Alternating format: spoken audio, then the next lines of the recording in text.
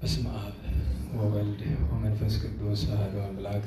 በስመ አብ ወወልድ ወመንፈስ ቅዱስ አሐዱ አምላክ። በስመ አብ ወወልድ ወመንፈስ ቅዱስ አሐዱ አምላክ አሜን። ይትባረክ እግዚአብሔር አምላከ እስራኤል ወአምላከ አበዊነ ቅዱሳን ዘተሳሃለነ ወገብረ መድኃኒተ ለሕዝበ ዚአሁ። ይቅር ያለን ለወገኖቹ ለምእመናን መድኃኒትን ያደረገ የእስራኤል አምላክ የአባቶቻችን ፈጣሪ ቸሩ እግዚአብሔር ከዚህ ሰዓት ከዚህ ዕለት ስላደረሰን ስለ ቸርነቱ፣ ስለ ምሕረቱ፣ ስለ ይቅርታው ቅዱስ ስሙ የተመሰገነ ይሁንና ለእናንተም እንደሚገባ በእግዚአብሔር በአምላካችን ሰላምታ እንዴት ዋላችሁ? እንዴት ሰነበታችሁ? ቸርነቱ፣ ይቅርታው፣ ምሕረቱ ለዘላለም የባሕሪ ገንዘብ የሆነ ቸሩ እግዚአብሔር በድጋሚ ስሙ የተመሰገነ ይሁን። እናታችን እመቤታችን ንጽሕት ቅድስት ድንግል እመአምላክ ማርያም እመቤታችን ቅዱስ ዕፀ መስቀሉ ቅድስት ቤተ ክርስቲያኑ እግዚአብሔር ያከበራቸው ቅዱሳን ሁሉ ስማቸው የተመሰገነ ይሁን፣ የተመሰገነ ይሁን። እንኳን አደረሳችሁ። ቸሩ መድኃኔዓለም በኃይለ መስቀሉ በሞገሰ መስቀሉ ሁላችንም ይጠብቀን፣ ኃጢአታችንን ይቅር ይበለን፣ የሚያስተውሉን አእምሮ ይስጠን። እንግዲህ ሰሞኑ መስቀል ነው። መስቀል ከመስከረም 10 ጀምሮ ቅዱስ መስቀሉን እያሰብን እስከ መስከረም 25 ድረስ ነው የምንቀጥለው። በሊቃውንቱ ስርዓት መሰረት ዘመነ መስቀል የሚባለው ከ16 ሰርክ ጀምሮ እስከ 25 ያለው ነው። በጥንት በነበረ ትውፊት ደግሞ የጌታችን የመድኃኒታችን ኢየሱስ ክርስቶስ ቅዱስ መስቀሉ ወደ ኢትዮጵያ የገባው መስከረም 10 ቀን ነው እና ከዚያ በፊትም ተቀጸል ጽጌ ወይም አፄ መስቀል በሚል ስም መስቀሉን መስከረም 10 ቀን የማክበር መንፈሳዊ ልማድ ነበረና ከዚያ አያይዞ በአጠቃላይ ከ10 ጀምሮ እስከ 25 ድረስ ባሉት 16 ቀናት መስቀሉን ማሰብ የነበረ ያለ እንደ ፈቃዱ እንደ ቸርነቱም ወደፊትም ይኖራል ብለን የምናምንለት ጉዳይ ነው።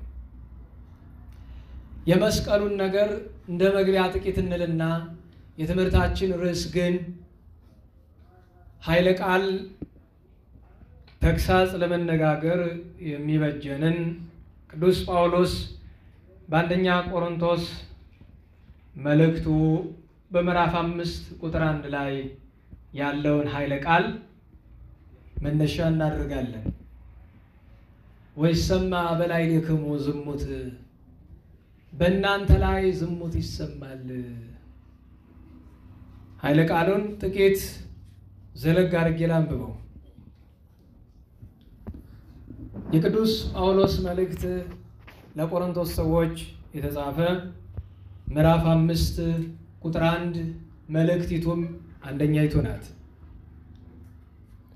በእናንተ ላይ ዝሙት ይሰማል፣ እንደዚህ ያለው ዝሙትም አረማውያን እንኳ የማያደርጉት ነው፣ የአባቱን ሚስት ያገባልና። እናንተም ከዚህ ጋር ትዕቢተኞች ናችሁ። ይልቁንም ይህንን ያደረገው ከእናንተ ይለይ ዘንድ ለምን አላዘናችሁበትም? እኔ በሥጋዬ ከእናንተ ጋር አለሁ። ቅርታ ልመልሰው። እኔ በሥጋዬ ከእናንተ ጋር ባልኖር በመንፈሴ ከእናንተ ጋር አለሁ። እነሆ ከእናንተ ጋር እንደሆነ ሆኜ አለሁ። ይህንን ሥራ የሠራውን እፈርድበታለሁ። በጌታችን በኢየሱስ ክርስቶስ ስም ተሰብስባችሁ በእኔ ሥልጣን በጌታችን በኢየሱስም ኃይል ሥጋውን ጎድቶ ጌታችን ኢየሱስ ክርስቶስ በሚመጣበት ቀን ነፍሱ ትድን ዘንድ እንዲህ ያለውን ሰው ለሰይጣን አሳልፋችሁ ስጡት ይላል። ስለ ቅዱስ ቃሉ አምላካችን እግዚአብሔር ስሙ የተመሰገነ ይሁን። የተመሰገነ ይሁን። አሜን። ትንሽ ጉሮሮዬ ላይ ችግር ስላለ አውርጄ ከምጮህ በድምፅ ማጉያ ልጩህ፣ እናንተ ግን በጉሮሯቸው በደንብ ጮሁበት። እግዚአብሔር የተመሰገነ ይሁን። አሜን። ይሻላል እንደሱ። እንግዲህ ሰሞኑ በዓለ መስቀል ነው። ከቅዱስ መስቀሉ ጋር በተያያዘ እንድናስተውል የምፈልገው ነገር ስላለ ጥቂት ኃይለ ቃላትን ልናገር። ቅዱስ መስቀሉ ቅድመ ዓለም በአምላክ ልቡና የታሰበ በአጋጣሚ አይደለም። ክርስቶስ በመስቀል የተሰቀለው እንደመሰላችሁ እንደዚህ እንደ ፕሮቴስታንቱ በአጋጣሚ አይደለም። ደጋግሜ የምናገረው ይሄንን ክርስቶስ በመስቀል የተሰቀለ በመስቀል ሊሰቅሉ ስለፈለጉ አይደለም፣ ራሱ በመስቀል ላይ እንዲሆን ስለፈለገ ነው። ማወቅ አለባችሁ። እያንዳንዷ መድኃኔዓለም ላይ የሆነችው ነገር ሁሉ በፈቃዱ ነው። እንደኛ ተገዶ አይደለም። እኔን መተህ በጥፊ ብትመታኝ ተገድጄ ነው፣ አቅም አጥቼ ነው። ጌታ ግን በመስቀል የተሰቀለ ትንቢቱ ምሳሌው ይደርስ ይፈጸም ዘንድ ጌታ ቅድመ ዓለም በልቦና ያሰበውን ድረ ዓለምን ከፈጠረ በኋላ በነቢያት አድሮ የተናገረው ትንቢት የመሰለው ምሳሌ ይደርስ ይፈጸም ዘንድ በመስቀል ላይ በማዕከለ ምድር በቀራንዮ ላይ ተሰቀለ። በመስቀሉ አዳነን፣ በመስቀሉ ቤዛ ሆነን። መጽሐፍ እንደሚል ገብረ ሰላመ በደመ መስቀሉ ቅዱስ ጳውሎስ በመስቀሉ ላይ ባፈሰሰው በደሙ ሰላምን፣ ፍቅርን፣ አንድነትን አደረገ። ወይም በቀደም የነበረው ጉባኤ ላይ እንደነገርኳቸው ታረቀን፣ አስታረቀን። ታረቀን ቢሉ ራሱ፣ አስታረቀን ቢሉ ከራሱ ከባሕሪ አባቱ አብ ከባሕሪ ሕይወቱ ከመንፈስ ቅዱስ ጋር። ማስታረቅ ለጌታ ማማለድ ተብሎ አይተረጎምም ነው። ጌታ በመስቀሉ አዳነን። ከዚያ በኋላ መስቀል ታምራት ሰራ፣ ቀበሩት። 300 ዓመት ኖረ። ቅድስት እሌኒ ያወጣቸው። ከዚያ አንድ ጊዜ ፋርስ ሲወርድ ሲመለስ፣ ከዛ ግብፅ ሲወርድ ሲመለስ፣ እንዲህ ሲል ኖሮ በ14ኛው መቶ ክፍለ ዘመን መጨረሻ ላይ አጼ ዳዊት፣ ዳግማዊ ዳዊት፣ ቀዳማዊ ዳዊት የእስራኤሉ፣ ዳግማዊ ዳዊት የኛው ወደ ኢትዮጵያ አስመጡት። ዝርዝር ታሪኩን ምናልባት ከነገ ወዲያ በሚኖረን ጉባኤ ላይ ስለ ግሸን ስንነጋገር እናወሳዋለን። እንዴት መጣ የሚለውን ነገር እናወሳለን። ባለፈው ነግሬያቸዋለሁ። ውሃ እየተጎነጨ ነው እንዳትሉ፣ ጸበል ነው። እሺ እሺ በሉ። አሃ እንዳታሙ ብዬ ነው። ችግር አለው ጸበል መጠጣት? ጉሮሮ ለማራስ አይደለም። ያው ከዚያ ጠጥቼ ነበር የምገባ፣ ግን ሳይደርስ ቀርቶ ነው። እንደ ዘመናዊ ስብሰባ ውሃን ታመጣና የታሸገ ውሃ እየተጎነጨ ጎሮሮ እንዳይደርቅብህ እኮ ነው። እውነት ለመናገር ጎሮራችን የሚያረሰው ቸሩ መድኃኔዓለም ነው እንጂ ውሃ አይደለም አይደል? እንዴት ዋላችሁ? አንድ ሰዓት በላይ ምህላ ስንጮህ ቆይተናል አይደለም? ከዚያም በፊት በሌላ አገልግሎት ቆይተናል። ለምሳሌ ቅዳሴ 6 ሰዓት ላደለው እንግዲህ ያው አብየ እግዚአብሔር አይደል? ስብሐተ ፍቁር፣ ኪዳን፣ ታምር፣ ከዚያ በኋላ እንደገና ሌላ አገልግሎት፣ ከዛ ቅዳሴ እንዳለቀ የምሳ ሰዓት እንኳን ልገኝ እያለ ከዚያ ምህላ ደግሞ ጉባኤ እንደዛ እያለና ግን ጉሮሮን የሚያርሰው ቸሩ መድኃኔዓለም ነው። ይሄ በረከት ነው፣ መድኃኒት ነው፣ ጸበሉን ነው። ለሁሉም ቅዱስ መስቀሉ ወደ ኢትዮጵያ መጣ።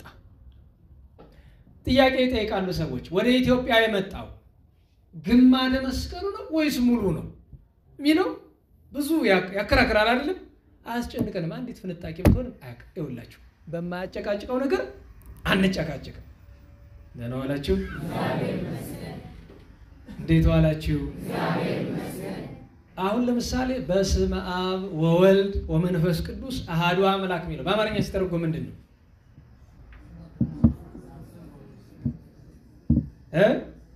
ጥሬ ትርጉሙ በአብ ስም እንደሱ አይደለም። በአብ በወልድ በመንፈስ ቅዱስ ስም አንድ አምላክ ችናት ጥሬ ትርጉሙ። ለአባባል እንዲመች ግን ሊቃውንት ምን ይላሉ? አንድ አምላክ በሆነ ነው በሚሆን ነው። እንዴት ዋላችሁ? ኧረ እንዴት ዋላችሁ? በሆነ ነው በሚሆን፣ ሁለቱም አይሆንም። ስለዚህ ሁለቱን የምንጠቀመው አማራጭ ማጣት ነው። በሆነ ኃላፊ ግስ ነው። በሚሆን ገና ወደፊት ነው አይደል? ፊውቸር ነው የምትለው በእናንተ እንደዛ። ምን መሰላችሁ? ይኸውላችሁ አሃዱ አምላክ አንድ አምላክ ነው። ይሆናል ሆነ ምናምን የሚል ነገር የለውም። ቢጨንቅ ነው። ስለዚህ በሚሆንም ብትለው በሆነም ብትለው ለውጥ የለውም ዞሮ ዞሮ። ስለዚህ አንዱን መርጠ ማለት ነው። በሚሆን ከሆነ በሚሆን፣ በሆነ ከሆነ በሆነ። ምክንያቱም እግዚአብሔር ይሄ ምንድን ነው ቨርብ ቱ ቢ ነው የሚባለው የመሆን ግስ ታውቃላችሁ? ኧረ ተው ትንሽ የመሆን ግስ ይባላል አይደል? በመሆን ግስ እግዚአብሔር አይገለጥም። ምክንያቱም ጥንት ፍጻሜ የሌለው ስለሆነ በግስ አንገልጠውም እግዚአብሔር። አረ በጨርሶ ቋንቋ የማይገልጠውም እግዚአብሔር። ምን ልላችሁ ፈልጌ ነው? አንድ ሰሞን ክርክር ነበረ። በሆነ ነው በሚሆን ነው፣ ሁለቱም አያስኬድም። ስለዚህ አንዱን የምትለው ዝም ብለህ ችግር የለው አንዱን ማለት ነው። ቀማራስ ካልሆነ በአብ በወልድ በመንፈስ ቅዱስ ስም አንድ አምላክ አሜን አለቀ። ያቺ ሴትየይቱ ደግሞ አሜን አይባልም ከፈረንጅ የመጣ ቃል ነው ለይኩን ብሎ ትላለች።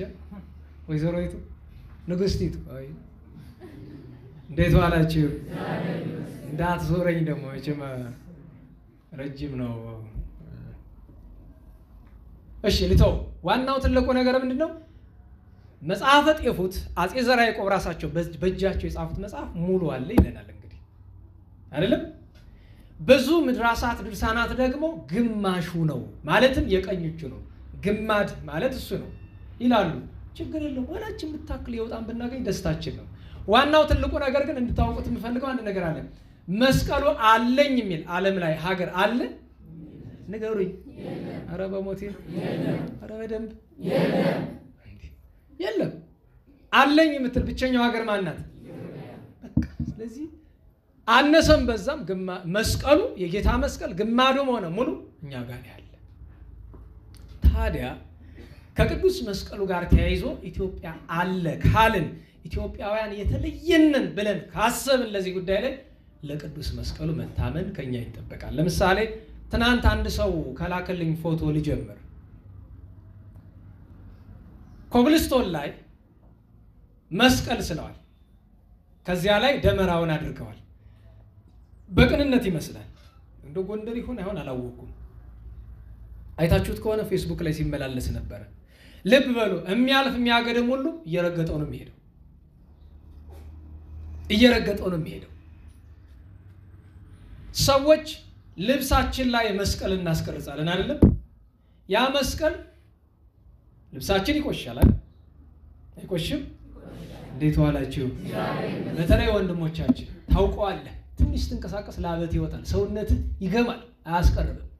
ያ ግማት ሄዶ ልብስ ላይ ያርፋል አይደለም? ያን መስቀል ያለበት ልብስ ትጥለዋለህ ማለት ማጠብ ስለማትችል ሰነፍ ስለሆንክ እኔ ማልችልም ለነገሩ አንድነን ስለማትችል እጠቡልኝ ብለህ ቤት ትሰጣለህ አይደለም? ከሌሎች ቆሻሻ ልብሶች ጋር ተጠቅልሎ ይቀመጣል። አለቀ። ከዛ በጊዜ ሂደት ልብሱ ወይ ያልቃል ወይ ይሰለቻል አይደለም? ያኔ ትጥለዋለህ። አስቡት። እኔ በሞት አንድ ምክር ልምከራችሁ። በቤተ ክርስቲያናችን በፍትሐ ነገሥት መተርጎማነ ፍትሐ ነገሥት መጠቆር ጋር በተያያዘ የሚናገሩት ትምህርት አለ። እኔ ግን ከበጎ ዓላማ አንጻር ከታየ ጥቁራት የሚለው ይሄ ንቅሳት አይደለም። ጥቁራትና ንቅሳትን እኔ ለይቼ ባይደስ ይለኛል። አንድ አይነት ነው ለነገሩ።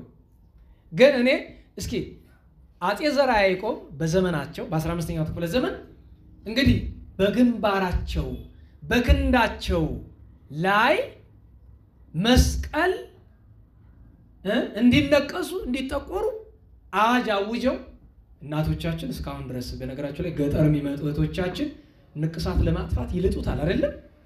ደህና ዋላችሁ? እንዴት ዋላችሁ? በክርስቶስ መስቀል እናፍራለን? ንገሩኝ። አያሳፍርም። ሲሆን ሁላችን ግንባራችን ላይ በተነቀስ ነው። ምን ያሳፍራል? በነገራቸው ላይ ቤተክርስቲያን ሄደን እምነት ምንለው አይደል?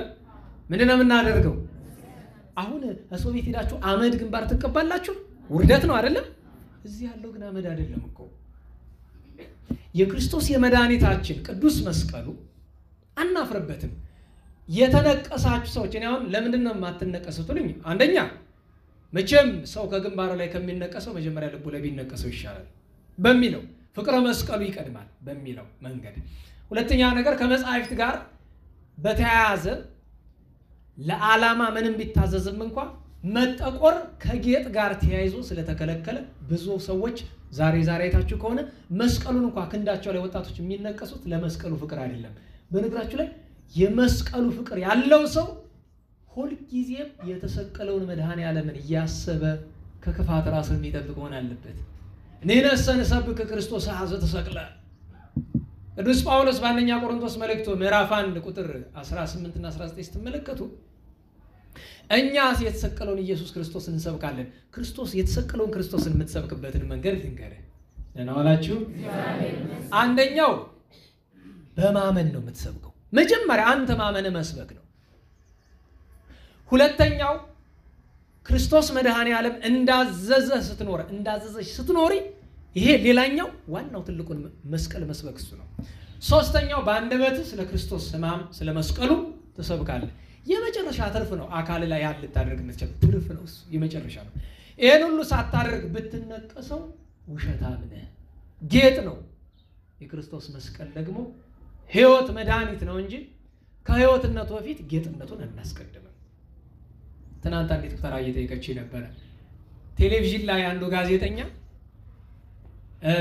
የወርቅ ሀብል አድርጎ ታያለችና ይሄ ሰው ማተብ አላደረገም አለች። አይታይሽም እንዴ ሀብሉ ስላት፣ እንዴ የወርቅ ሀብል ደግሞ ማተብ ይሆናል እንዴ? ማተብ መሆን ያለበት ጥቁር ክር ነው አለች። ተባረኪ። ግን አልኳት ይሄን ጋዜጠኛ አትፍረጅበት፣ ምክንያቱም ትንሽ ከበጠሱት ይሻላል እሱ።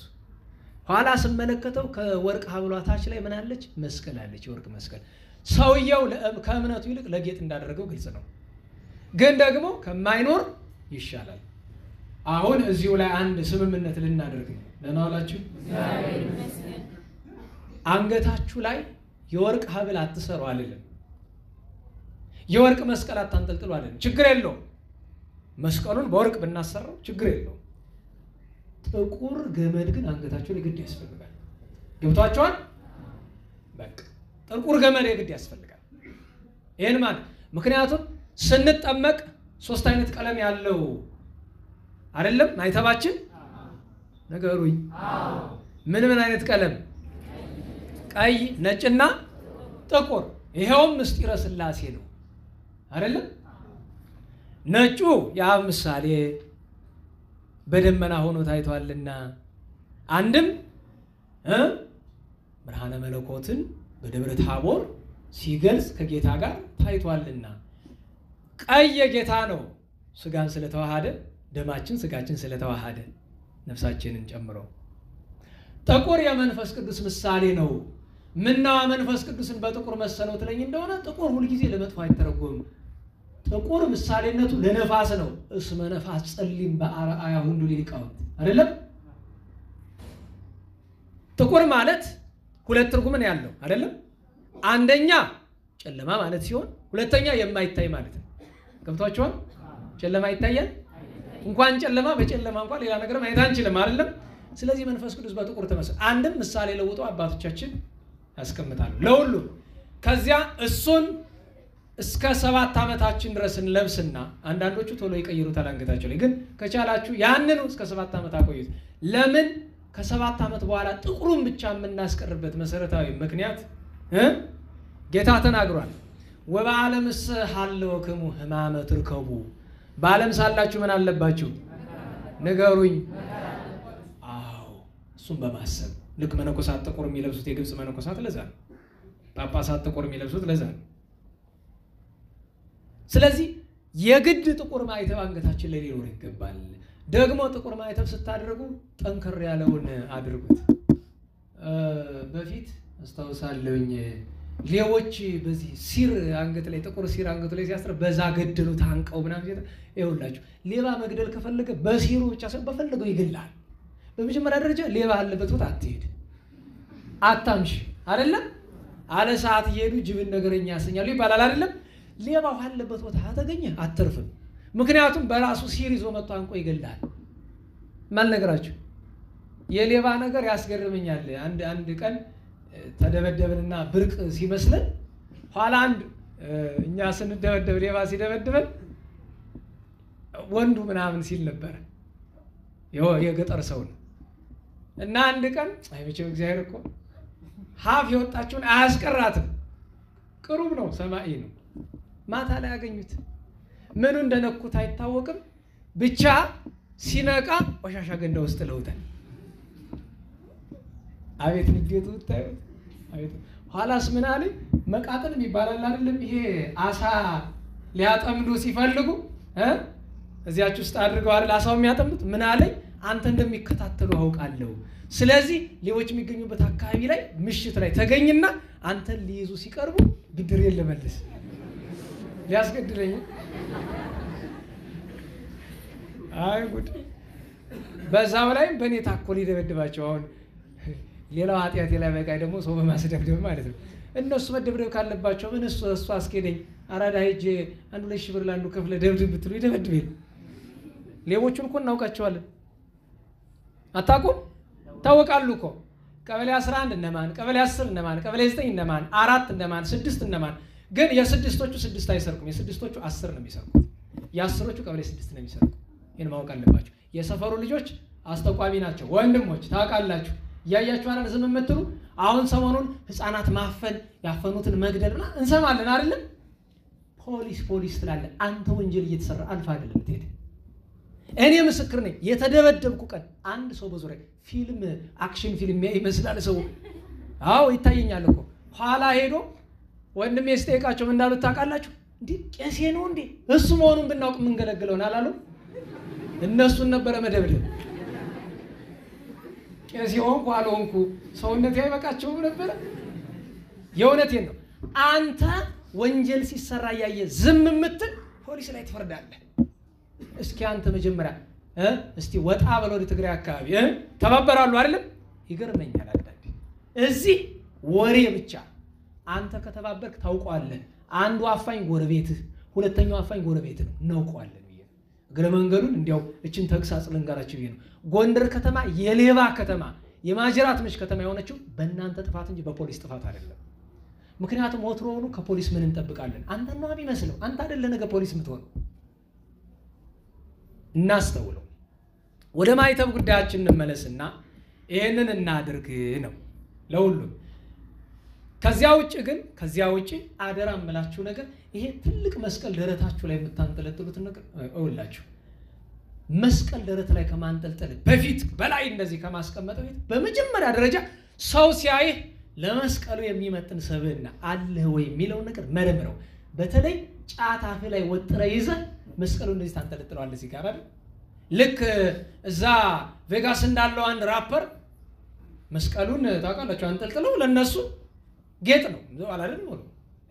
ምን ለማራከስ ነው። ልናስተውል ይገባል። ስለዚህ ደረት ላይ መስቀል አንጠልጥለ ከመሄድ በፊት መጀመሪያ ቅዱስ መስቀሉን የሚመጥን ህይወት እንዳለ ማወቅ አለብን። አሊያ በውስጥ ደብቀው ማናችንም በውስጥ ደብቀን ነው የምንሄድ። ምክንያቱም ሰዎች ኃጢአት ሲሰራ ክርስትና እንደሱ ከሆነ መባል የለበትም። ገብቷችኋል ወይ? እግዚአብሔር አምላካችን ከሞገስ መስቀሉ ይክፈለን። ቸርነቱን ምሕረቱን አያርቅብን። አሁን ባጭር ወደ ርዕሳችን እንመለስ። ወይሰማ በላዕሌክሙ ዝሙት፣ በእናንተ ዘንድ ዝሙት ይሰማል ይላል። ይሄን ኃይለ ቃል ወደ ላይ ተመልሰን ከመጥቀሳችን በፊት ይሄ ታሪክ ብርሃነ ዓለም ቅዱስ ጳውሎስ ለቆሮንቶሶች ሲጽፍላቸው የሰሯቸው ጥፋቶች አሉ።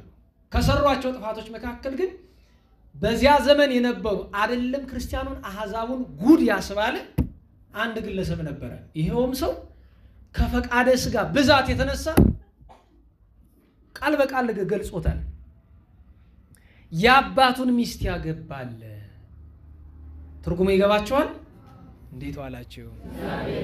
እንዴት ዋላችሁ? የአባቱ ሚስት የሚላት ለምንድን ነው እናቱ ማይላት? የአባታችሁ ሚስት እናታችሁ አይደለችም? የአባቱ ሚስት ማለቱ ስለማትወልደው ነው። ስለማትወልደው ነው። ከጋብቻ ጋር በተያያዘ ጥንቃቄ እንድታደርጉት የሚያስፈልግ። በነገራችሁ ላይ ጋብቻ ስትጋቡ ለምሳሌ የሥጋ ተዘምዶ እና የመንፈስ ተዘምዶ እስከ ስንት ነው የሚቆጠረው? እንዴት ዋላችሁ? ኧረ እንዴት ዋላችሁ? እስከ ስንት ነው የሚቆጠረው? ወደ ላይ ነው ወደ ታች? በነገራችሁ ላይ ወደ ላይ እና ወደ ታች ምን ማለት ነው? ወደ ላይ የትኛው ነው? የምትወልዱት ነው ወደ ላይ የሚባለው? የተወለዳችሁበት ነው ወደ ላይ የሚባለው? የተወለዳችሁበት ነው ወደ ላይ። የምትወልዱት ምንድን ነው ነው? እሺ ይሁን። አረ ይሁን፣ ከተግባባን ችግር የለውም። ግን ሲቆጠር ለምሳሌ 7 ወደ ታች፣ ወደ ላይ፣ ወደ ግራ፣ ወደ ቀኝ ይሳ ይኸውላችሁ አንድ ቁም ነገር ያዙ። 7 ትውልድ ሲቆጠር ይኸውላችሁ መያዝ ያለባችሁ የሚቆጠር ምን ጊዜም ወደ ላይ ይቆጠራል፣ ወደ ታች ይቆጠራል። ወደ ታች ሲቆጠር 3፣ ወደ ላይ ሲቆጠር 3። ከዛ ባለቤቱ ቋሚው ራሱ ጉንድ አለ፣ ከሱ ደግሞ ወደ ግራና ወደ ቀኝ ይሰላል። እንደዛ ካልሆነ ለምሳሌ ከኔ 7ኛው ትውልድ የት እንደሚገኝ ታውቃላችሁ? የዛሬ 400 ዓመት የነበረ ትውልድ ነው። እርግጠኛ ነኝ ባለቤቴ እንደዛ ከቆጠርኩ መዛመዳችን አይቀርም። እዚህ ያላችሁ ሁላችሁ ዘመዳሞች ናችሁ፣ ምንም ጥያቄ የለውም። ይሄ በተለይ ለካህናት የትምህርት በደንብ መሰጠት አለበት። በደንብ ዝምድና ሲቆጠር ግን ወደ ላይ 3 ስትቆጥር ግን አብረህ ወደ ጎን 3 ዘርፍ አለው እንዳትረሱ። ማለት ለምሳሌ ወደ ላይ እኔ ያለው አይደል፣ አባት አለ አይደለም፣ አያት አለ አይደለም፣ ቅድመ አያት አለ። እስከ ቅድመ አያት ድረስ ነው።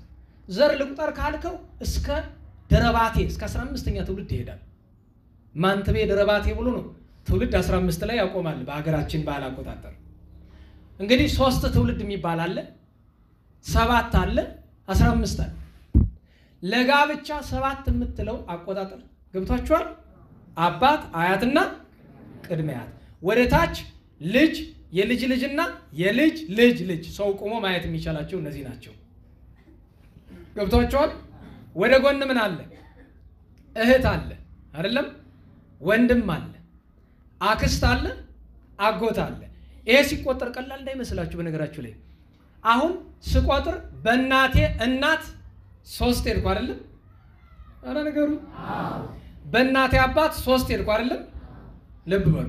በአባቴ እናት 3፣ በአባቴ አባት 3 ስንት ሆነ? 12። ገብቷችኋል? የነሱ ሐረገ ትውልድ በሙሉ በጋብቻ አይሆንም ማለት ነው። ወደ ታችም ሲወርድ እንደዚህ ነው ክፍልፋዩ። ወደ ጎንም አክስት የሚለው ወደ ታች ይወርዳል አብሮ 3 ትውልድ። ለምሳሌ የኔ ወንድም፣ የኔ እህት፣ የኔ አክስት፣ የኔ አጎት የሚባል አይደለም? እሱም ወደ ታችም ወደ ላይም አብሮ ይቆጥራል። ለነገሩ ነገሩን ለመረዳት ቀላል ላይሆን ይችላል። ለሁሉም ይሄንን ያልኩበት ምክንያት ምንድነው? 2 ጥያቄ ስለመጣብኝ ነው። አንደኛ ሰሞኑን አበልጅ ከተጋባሁት ጋር ልጄን ላጋባው ነበረ አለ አንድ ሰው። አይ ክልክል ነው፣ አይሆንም። አበልጅነት ክልክል ነው። ልክ እንደ ስጋዊ ተዘምዶ መንፈሳዊ ተዘምዶ ይሄ 7 ተቆጥሮ ይከለክለዋል። አንደኛ። ሁለተኛው ጥያቄ ሳይተዋወቁ ተጋቡ፣ ዘር ሲቆጠር ዘመዳሞች ናቸው፣ ምን ይሁን ነው ጥያቄ። ፍትሐ ነገሥት መምህራን እዚህ ላይ ነው የሚያስፈልጉ። እንዴት ዋላችሁ? አረ እንዴት ዋላችሁ? ዘመዳሞች ናቸው። አሁን ለዚህ ከባድ ነው። ብታለያዩ ትዳር ማፍረስ ነው። ልጅ ተወልዷል። ምክንያቱም በፈቃደ ስጋ አንድ ከመሆን ደርሰዋል። መተጫጨት ላይ ችግር የለም። ልጅ እስከመሆን በነገራችሁ ላይ ወክሌው ማሃደ ይከውኑ ሁለቱ አንድ ይሆናሉ ተብሎ ሲባል የአንድነታቸው መገለጫ ልጅ ነው። ገብቷችኋል? ልጅ ስንት ነው? አንድ ነው አይደል? ከማን የተገኘ ነው? በቃ አንድነታቸው መገለጫ እሱ ነው። እዛ ደረጃ ደርሰዋል። ምን ይሻላል ቢባል ይህንን ከፍትሐ ነገሥት መምህራን ቀርቦ መረዳት። ልክ በቀደም እንደጠየቀኝ አንዱ ልጅ መጣና ወንድሜ ካህን ነው፣ መሳሪያ በእጅ ይዞ ባርቆበት ሰው ገደለ፣ ክህነት አለው ወይስ የለውም? አስቸጋሪ እኮ ነው አይደል? አሁን ምን አልኩት? ከፍትሐ ነገሥት መምህራን ሂድ። እኔ ምክንያቱም የፍትሐ ነገሥት መምህር ያልሆነ ሰው ወይ ሊቀ ጳጳስ ወይ የፍትሐ ነገሥት መምህር አቅም ከጠፋ ካህን ነው እንጂ እዛ ውጭ የሆነ ሰው መፍረዱ ይከብዳል። መጽሐፍ የሚለው የገደለ ነው እንጂ ባርቆበት እንዲብሎበት ሀተታ የለውም። ስለዚህ ለማን የተተወ ነው? ለመተርጉማን ክፍት ተደርጎ የተተወ ነገር ነው። ከዛ ግን አይ እኔ አላገኝም ቁርጡን ይንገሩኝ ዝም ብለው አለኝ ነው። እሺ እንግዲያውስ ልጠይቅ፣ ፈራጅ አይደለም አስተያየት ነው የምሰጠው እኔ። ልጠይቅ ጦር መሳሪያው ምን ሲል ያዘው ነው አላችሁ? በጥፊ መታችሁና ሳላስበው ነው ይላል። ምን ሲል ሰነዘረ መጀመሪያ ምን ሲል ነው ያዘው? አይ ማሳ ሊጠብቅበት። አሃ ይሄ ሰው ማሳውን የሚሰርቅ ሰው ቢመታ ይተኩሰዋል አይተኩሰውም ስለው አሃ እሱም ማየት ይቀራል። ከቻል ካልኩት ፍትሐ ነገሥት መምህራን አናገር አቅም ካጣ ክህነት የሰጡ ጳጳስ ጋር ሄድና አናግራቸው። ከዚህ ሁሉ አማራጮች ከሆነ ግን እንደኔ ባትቀድስ ጥሩ ነው። ከውጭ ነው ዳዊትን ድገም በቃ አለቀ እንደዚህ በለው። ግን ካገኘ ፍርድ ለመምህራን ለጳጳሳት ለካህናት የተተወ ነገር ስለሆነ በእነዚህ አይነት ጉዳይ ላይ ምላችሁ ፈልጌ ነው። የጋብቻም ጉዳይ የምንም ጉዳይ ሲሆን አስቸጋሪ ነው። አሁን የተጋቡ ሰዎችን ምን ይሁን የሚለውን መፍረድ ያለበት አካል ነው የሚፈርደው። ከተገኘ ሊቀ ጳጳሱ የተማረ ከሆነ ካልሆነ መምህሩ ቅድም እንዳልኳቸው የፍትሐ ነገሥቱ የሁሉ አማራጭ ከጠፋ የነፍስ አባት ይወስናል። የሥጋ እህትና ወንድምነት የቅርብ እህትና ወንድምነት ከሆነ አስቸጋሪ ነው በእውነቱ። ለሁሉም ባለፈው ጉባኤ ላይ ነግሬያቸዋለሁ አይደለም? አልነገርኳችሁም? ምኑን አትሉ በሉ። ኧረ በደንብ ዛፍ ላይ ወጥቶ ዝቅ ቢል የብሱ ላይ አንበሳ፣ ባህሩ ላይ አዞ፣ ከዛፉ ላይ እባብ አለ። ወደ ላይ ቢሄድ እባቡ ሊበለው፣ ወደ የብስ ቢወርድ አንበሳ ሊውጠው፣ ወደ ባህር ቢወድቅ አዞ ሊውጠው። ምን ይሻላል ሲባል የልጅነት ጨዋታ አይደለም? ምን ይሻላል ሲባል አይጣ ላይ አድርስ አይደለም መድኃኒቱ? ወይ ደግሞ ብንንብልስ በህልሜ ይሻላል አይደል? ታዲያ ምን እንበለው? አዞ ይብላ። ብቸኛዋ መፍትሄ ምንድን ናት? ብቸኛዋ መፍትሄ እንደ ቅዱሳን ክንፍ አብቅሎ መሄድ ነው አይደል? እሱ ደግሞ የለም። እና አንዳንዴ እንዲህ አይነት ነገር ይሄ እህትና ወንድም ተጋብተው ሳይታወቁ እፈራለሁ። ደግሞ ወንዶች አሁን ያላችሁ አንዲት የምትመሰገኑ እንዲያው ለነገሩ አትመሰገኑም ተውት። የድሮዎቹ እሰማለሁ ብዙ ወንድ አሉ የሆነ ቦታ ሄደው ወልደው ይመጣሉ። ጣል አድርገው አይናገሩም።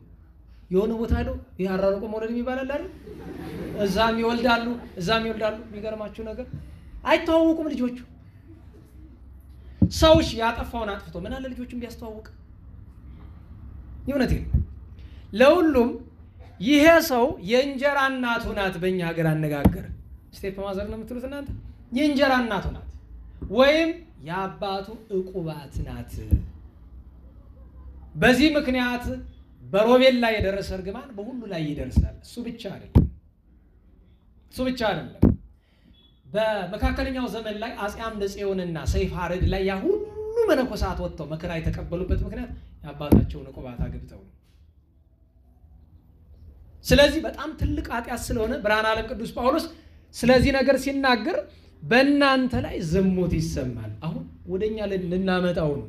ይህን ሰው ስለመተቸት አይደለም። እንደዚህ ያለው ዝሙትን አረማውያን እንኳን የማያደርጉት ነው ይላል። አረማውያን እንኳን የአባቱን ሚስት ያገባልና አለና አንዲት ነገር ይነግረናል። እናንተም ከዚህ ጋር ትዕቢተኞች ናችሁ ይላል። ይህንን ያለበት ሁለት ምክንያት አለው። አንደኛ እንዲህ ያደረገውን ሰው ከመንቀፍ ይልቅ አበጅህ የሚሉ ሰዎች ነበሩ። አይታችሁ ከሆነ የዘመናችን ትልቁ ችግር የሆነ ሰው ሲያጠፋ ተባባሪው ብዙ ነው አይደለም? ደህና ዋላችሁ። ተባባሪው ብዙ ነው። በቤተ ክርስቲያንም ጉዳይ ነው፣ በሀገርም ጉዳይ አይታችሁ ከሆነ እንግዲህ አስቡት። አሁን ቲፒኤልኤፍ የሚባል አውሬ ቡድን አለ አይደለም?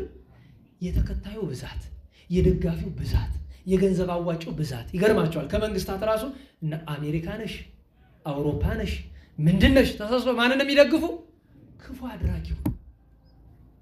ምን አለ ቲፒኤልኤፍን ትተው የትግራይን ህዝብ ቢደግፉ እኮ ደስ ይለናል አይደል?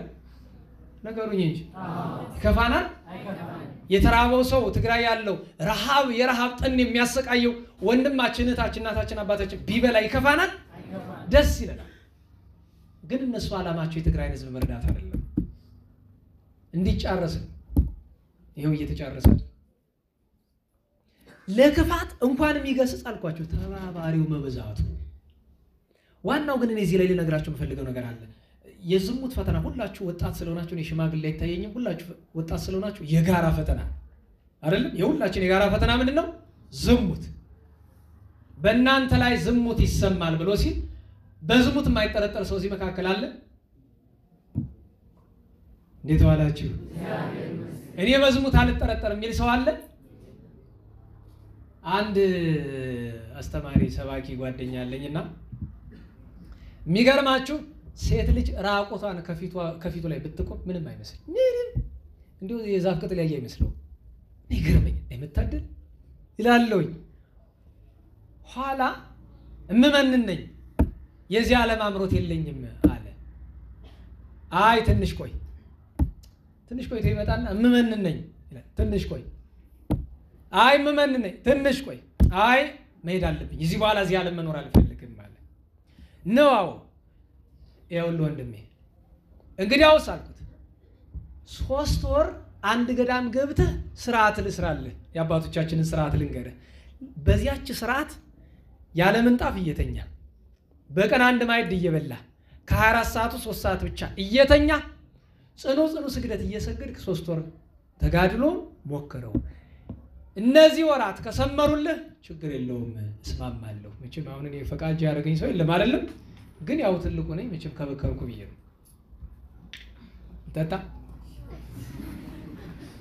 በነገራችሁ ላይ ያው ባለፈው ነግሬያችኋለሁ። አረቂውን ውሃ አስመስሎ የሚጠጣ ሰው አለ።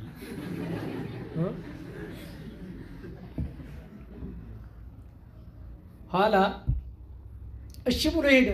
3 ወር አልተገናኘንም። ስልኩን ዘግቶ ምን ብሎ ኋላ መስከረም አጋማሽ አካባቢ መስቀል በዓለ ቅዱስ መስቀል እንዳለፈ መጣ። እንዴት ሰነበትክ ስለው እግዚአብሔር ይመስገን ብሎ ቀጥሎ እንዳልተቀር ስሞት አጋባኝ።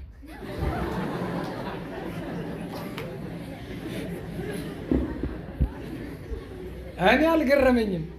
ለምን እዚህ አውቆ ጾር ያጠፋለት ሆን ብሎ ነው። ቢመነኩስ ቆሙን ነበር የሚያስጥለው። አጋባኛል። ኧረ እዛው ፈልግ ራስህ እንጂ ሴት ፈልግ አሉን ብዬ። እግዚአብሔር ግን ቸር ነው፣ ቅን ነውና ቅን ሴት አጋጠመችው። አግብቶ ዛሬ 2-3 ወልዶ አለ። አሁን የሚያስተምራል አለ። ምን ላችሁ ፈልጌ ነው፣ የሆነ የፈቃደ ስሜት ስጋ ስሜት ሰውነት ላይ የለም ማለት አንተ ከዝሙት ጉዳይ ነፃ ነህ ማለት አይደለም። ጠላት ቀን እየጠበቀልህ መሆኑን ማወቅ አለብህ። ጉዳይ ነው የሚፈልግልህ። ለዚያ ነው ብዙ ጊዜ አንተ ሰዎች ያላሰቡትን አሁን ለምሳሌ ሳምንት በዲያቆናት ሳምንት 2 ሳምንት ተናገርኩ አይደለም? ዲያቆናት ከሴት ጋር አትቀመጡ፣ ግድ ከሆነ 1 ሜትር በመካከላችሁ ይኖር፣ ፊት ለፊት አትቀመጡ፣ በሰያፍ አልተነጋገርንም፣ ቤት ቆልፋችሁ ወይ ቤት ዘግታችሁ አታውሩ፣ እጮኛ ብትሆንም አታድርጉ፣ ተው ይቅርብ። ይሄ እኮ ሰው ያላሰበው ማሳሰብ አይደለም። ጸላይ ሰናያት አባቶቻችንን ፈትሎ እና አባ ሙሴን ከ45 ዓመት ብቃት በኋላ እና አባ ቀላሞንን ከ60 ዓመት ብቃት በኋላ በዝሙት የጣለ እኔና አንተ አቅተ ነው ይመስልሃል? ማሰብ ነው። ዛሬ ለነገራችሁ የምፈልገው ነገር የዝሙት ምንጩ ምንድነው፣ መድኃኒቱ ምንድነው የምትለውን ነገር ለመናገር ነው። ኋላ ማጠቃለያው ግን ሌላ ጉዳይ አለ። እኛም ማናውቀው አይነት ዝሙት ስላለ ማለት ነው። የዝሙት ምንጭ ምንድነው ትል እንደሆነ ነገረን። ከዚህ ጋር ትዕቢተኞች ናችሁ አለ። ደህና ዋላችሁ? ኧረ እንዴት ዋላችሁ? ምንድናችሁ አለ? ንገሩኝ። የዝሙት ምንጩ ትዕቢት ነው ይላሉ አባቶቻችን። አሁን የተፈጥሮውን ነገር አይደለም። የተፈጥሮ ነገር ከመጠን አልፎ አያስቸግርም አይደለም? ቢጸልዩበት ይገታል። በነገራችሁ ላይ የዝሙት ጾር በጣም ከባድ መሆኑን የምታውቁት አግብተው የማይተዋቸው ሰዎች አሉ። የሚያሰቃያቸው እየመጡ የሚያለቅሱ ጾር ለማቅለል ብሎ ጋብቻ ውስጥ ይገባሉ። እጥፍ ይሆናል። ምክንያቱም ጋብቻ ብቻውን ጾር አያቀልማ። ጋብቻ ውስጥ ነው እንኳን ራሱ ታውቃላችሁ አይደለም? ጋብቻ ውስጥ ሁልጊዜም ቢሆን ባልና ሚስት አብሮ ሊያድሩ አይችሉም። ለምሳሌ ህርስ አለ፣ አራስ በምትሆንበት ጊዜ ልማድ አንስት አለ፣ ከዛ ደግሞ በዓል አለ፣ ጾም አለ። ባላትን፣ አጽዋማትን፣ ህርስን፣ ትክትን ጠብቆ ነው። ፈቃደ ስጋ የሚመጣ መቼ ነው? እሁድ ቀን። መቼ ነው? ዓርብ ቀን፣ ረቡዕ ቀን። ታዲያ ምን ይሻል? ምንጩ ምንድን ነው ካልክ ትዕቢት ነው። ትዕቢት ጦርነቱ የማን ነው? የካህን ነው ይባላል እንጂ ዛሬ ምድረ አዳም ትዕቢተኛ ሆነናል። የአዳም ፍጥረቱ ነው አላችሁ። መልክ ያለች ሴት መልክ የሌላትን ስታይ ምን ይሰማሻል? አስቸጋሪ እኮ ነው። ያ ስሜት አይታወቅሽም እንጂ ትዕቢት ማለት እሱ ነው።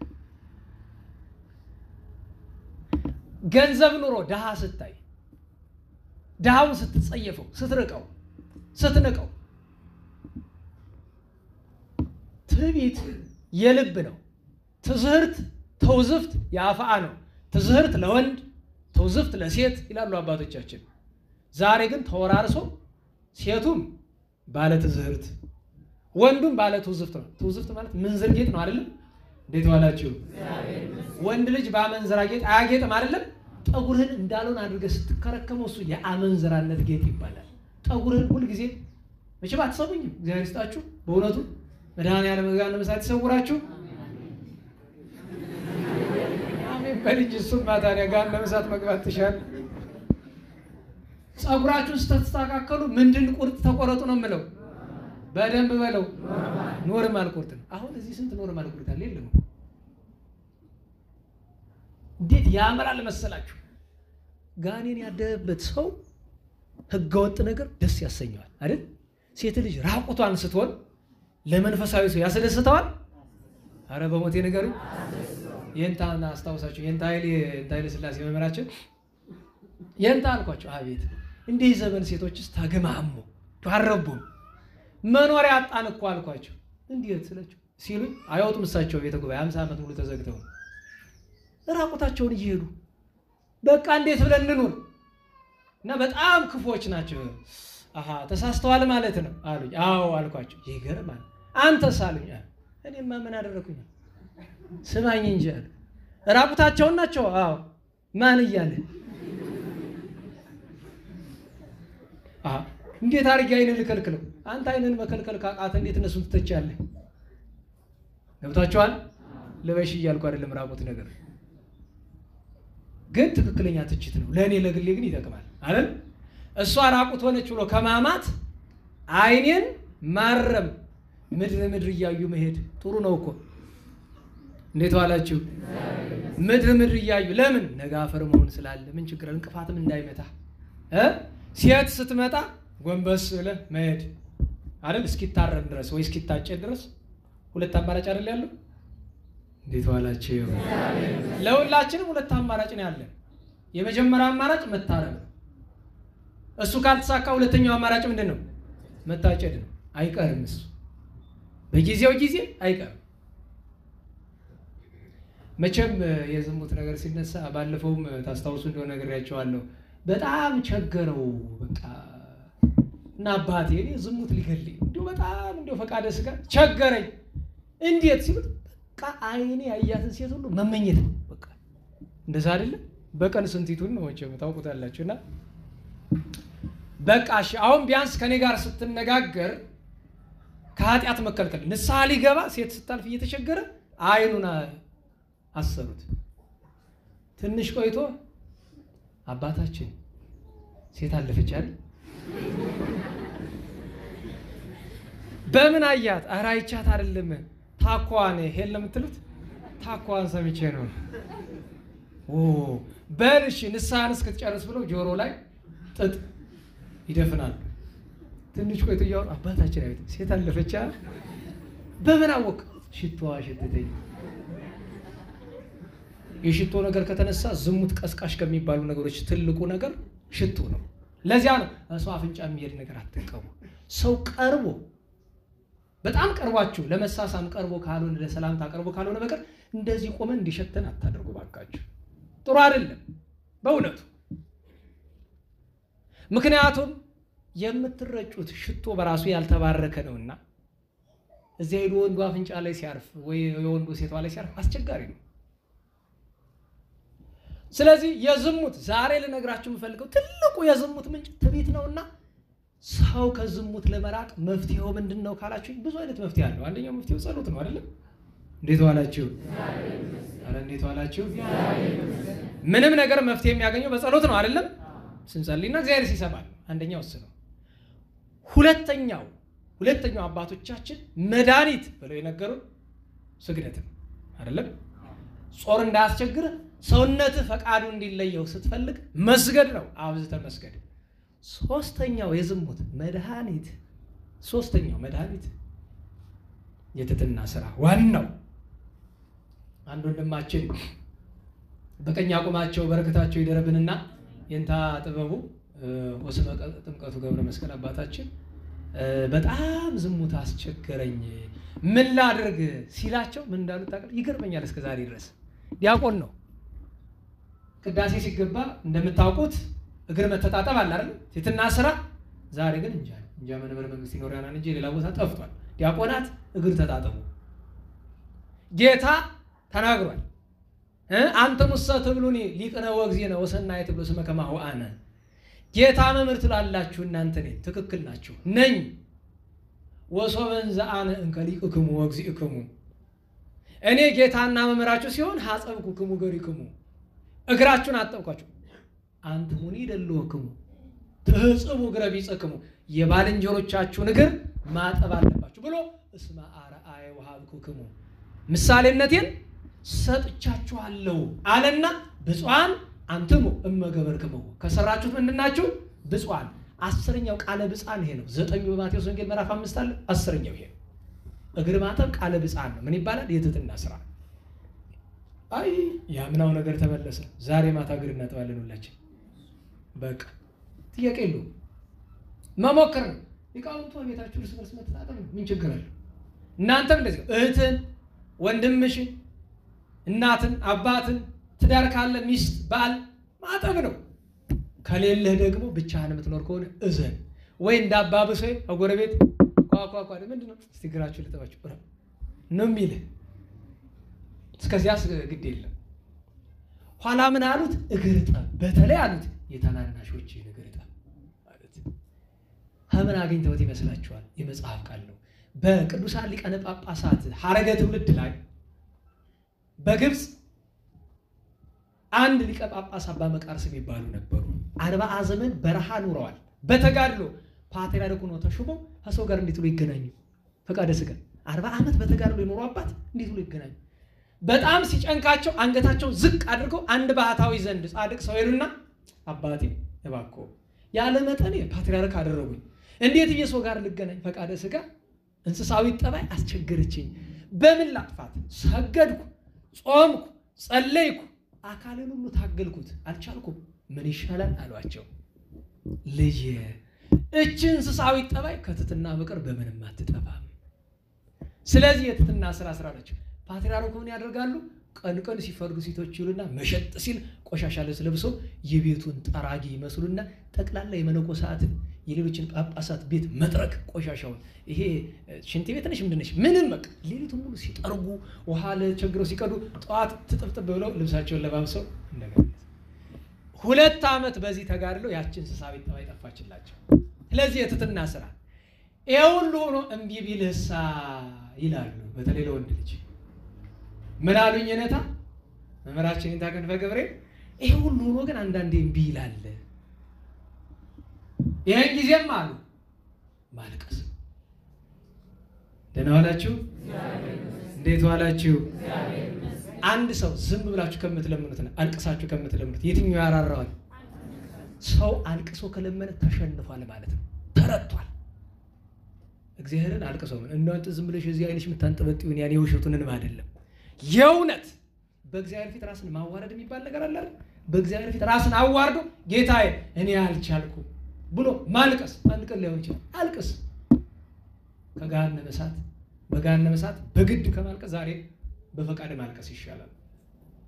እችን ለማንሳት ነው። ከዚያ ቅዱስ ጳውሎስ እንዲያደረገውን ሰው ከነርሱ ስላለዩት ይገስጻቸውና ኋላ ምን ይላል? በመንፈሴ ከእናንተ ጋር ነኝ ማለቱ አንድ ያው ልቤ ከእናንተ አልራቅም ነው። በምስጢር ግን ቅዱስ ጳውሎስ በሁሰት ማዕረግ አንድ ቦታ ሆኖ ሌላ ቦታ የሚሰራውን ያውቃል። አሁን አንዳንድ መተርጉማን ነግረውት ነው ሄደው ይላሉ። እሱም ሊሆን ይችላል። ግን በሁሰት ማዕረግ ማለትም በሰባተኛው ማዕረግ የሚሰራውን ነገር በእግዚአብሔር ጸጋ ያውቃል። ከዛ በኋላ መጨረሻ ላይ ያለው ይህንን ስራ የሰራውን እፈርድበታለሁ። ደህና ዋላችሁ? ኧረ እንዴት ዋላችሁ? ጌታ እዛ አትፍረዱ አለ። እዚህ ጳውሎስ እፈርድበታለሁ ይላል። አይጣላም ወይ ቢሉ አይጣላም። የመፍረድ ስልጣን የተሰጠው ቢፈርድ ኃጢአት አይሆንበትም። ተራው ሰው ቢፈርድ ግን ኃጢአት ይሆንበታል። የገባችሁ ነው? ኧረ እንዴት ዋላችሁ? የተረዳችሁ ነው? ስለዚህ እፈርድበታለሁ። ከዛ ምን አለ? በእኔ ስልጣን ጌታ ሰጥቶታል ስልጣን በጌታችን በኢየሱስ ኃይል ስጋውን ጎድቶ ጌታችን ኢየሱስ ክርስቶስ በሚመጣበት ቀን ነፍሱ ትድን ዘንድ እንዲህ ያለውን ሰው ለሰይጣን አሳልፋችሁ ሰጥታል። ገብታችኋል? ለሰይጣን አሳልፋችሁ ሰጥታል። ለምን? በፍርድ ቀን እንዲድን በነፍሱ እንዲድን በስጋው ይቀጣ። ለሰይጣን አሳልፋችሁ ስጡት ማለት ይሄ ሰው አበው እንደሚነግሩን በጽኑ አስጨናቂ ደዌና ጸላይ ሰናያት አድሮባቸው በጣም ብዙ የሚሰቃዩ ሰዎች አሉ። ልክ እንደዛ እስከሚሞት ቀን ድረስ እንደፈጨው እንዳነሳው እንደጣለው እንዳስቃዩ። ለምን? በዚህ ሁሉ ስቃይ መካከል ዝሙትን የሚያስብበት እንኳን የአባቱን ሚስት መንገድ የምታልፈውን ሴት ማሰብ አይችልም። በነገራቸው ላይ ጽኑ ስቃይ በደዌ ያለበት ሰው እንኳን ዝሙት የሌለውም ትዝ አይለው። ለዛ ነው ብዙ ጊዜ እግዚአብሔር የወደዳቸውን ሰዎች ብዙ ጊዜ በሽታ ጣል ያደርግባቸዋል። ለምን? ያን ሲያስቡ ሰውነታቸው ተገስጾ ነው የሚኖረው። ቅድም ያልነገርኳቸው አንድ የዝሙት መድኃኒቱ እግዚአብሔር በጣም ሲያስቸግር ደዌ ነው የሚጥልባቸው። ደዌው ሰውነት ይበላል። ስለዚህ ለጠላት አሳለፈች፣ ግን በስጋው ነው በነፍሱ እንዲጠቀም። አሁን በአጭር ማጠቃለያ ዝሙት ብዙ አይነት ነው። አንዱን አየን፣ ከሴትና ከወንድ ጋር ያለው። ሌላስ በዘመናችን በጣም የተቸገረ እስራኤላውያን በነቢያቱ አድሮ እግዚአብሔር ሲገስጻቸው ነበረ። ለእስራኤላውያን ዝሙት ተብሎ የተነገረላቸው ከእግዚአብሔር ሌላ አምላክ ሲያምራቸው ምን ይባላል? እኛ ስንት አምላክ ነው ያለነው? ስንት አምላክ ነው ያለን? አንድ ወንድ ስንት ሚስት ነው ልትኖረው የሚገባ? አንድ ወንድ ከሚስቱ በላይ፣ አንድ ሴት ከባሏ በላይ ስታስብ ዝሙት እንደሆነ ሁሉ ከእግዚአብሔር በተጨማሪ ሌላ ነገር ሲያምረን ምን ይባላል? ዝሙት የሚባለው ለአሕዛብ አይደለም። አሕዛብማ ክደዋል። ለምሳሌ አንድ ሰው ሚስቱን አልፈልግሽም ብሎ ሌላ ቢያገባ እሱ ጨርሶ ይካደ ነው፣ የለየለት ነው። ሚስቱ እያለች ግን ከጎኗ ሌላ ሴት ከያዘ ዘማ ሆነ እንደሚባለው ሁሉ ከእግዚአብሔር በተጨማሪ ሌሎች የምናመልካቸው ነገሮች አሉ። በእውነቱ ዝሙት ወይሰማ በላዕሌክሙ ዝሙት፣ በእናንተ ዘንድ ዝሙት ይሰማል ብሎ ሐዋርያው ሲናገር በእውነት ዝሙት እንደው ይሄኛውስ እሺ እንደው መቼም እማንችለው ሆኖ ነው። እንዴት ከእግዚአብሔር በላይ ሌሎች ነገሮችን እንደርባለን? እስኪ እንደው በሞት ሌላውን ነገር እንተው። አሁን ከእግዚአብሔር በተጨማሪ የምናመልካቸውን ነገሮች በዋነኝነት በሶስት ከፍለን ነው የምናያቸው። የራሳችን የሆኑ በመንፈሳዊ ጉዳይ ያሉ፣ በስጋዊ ዓለም ያሉ የምናመልካቸው አሉ። አሉ የሉም? አሉ የሉም?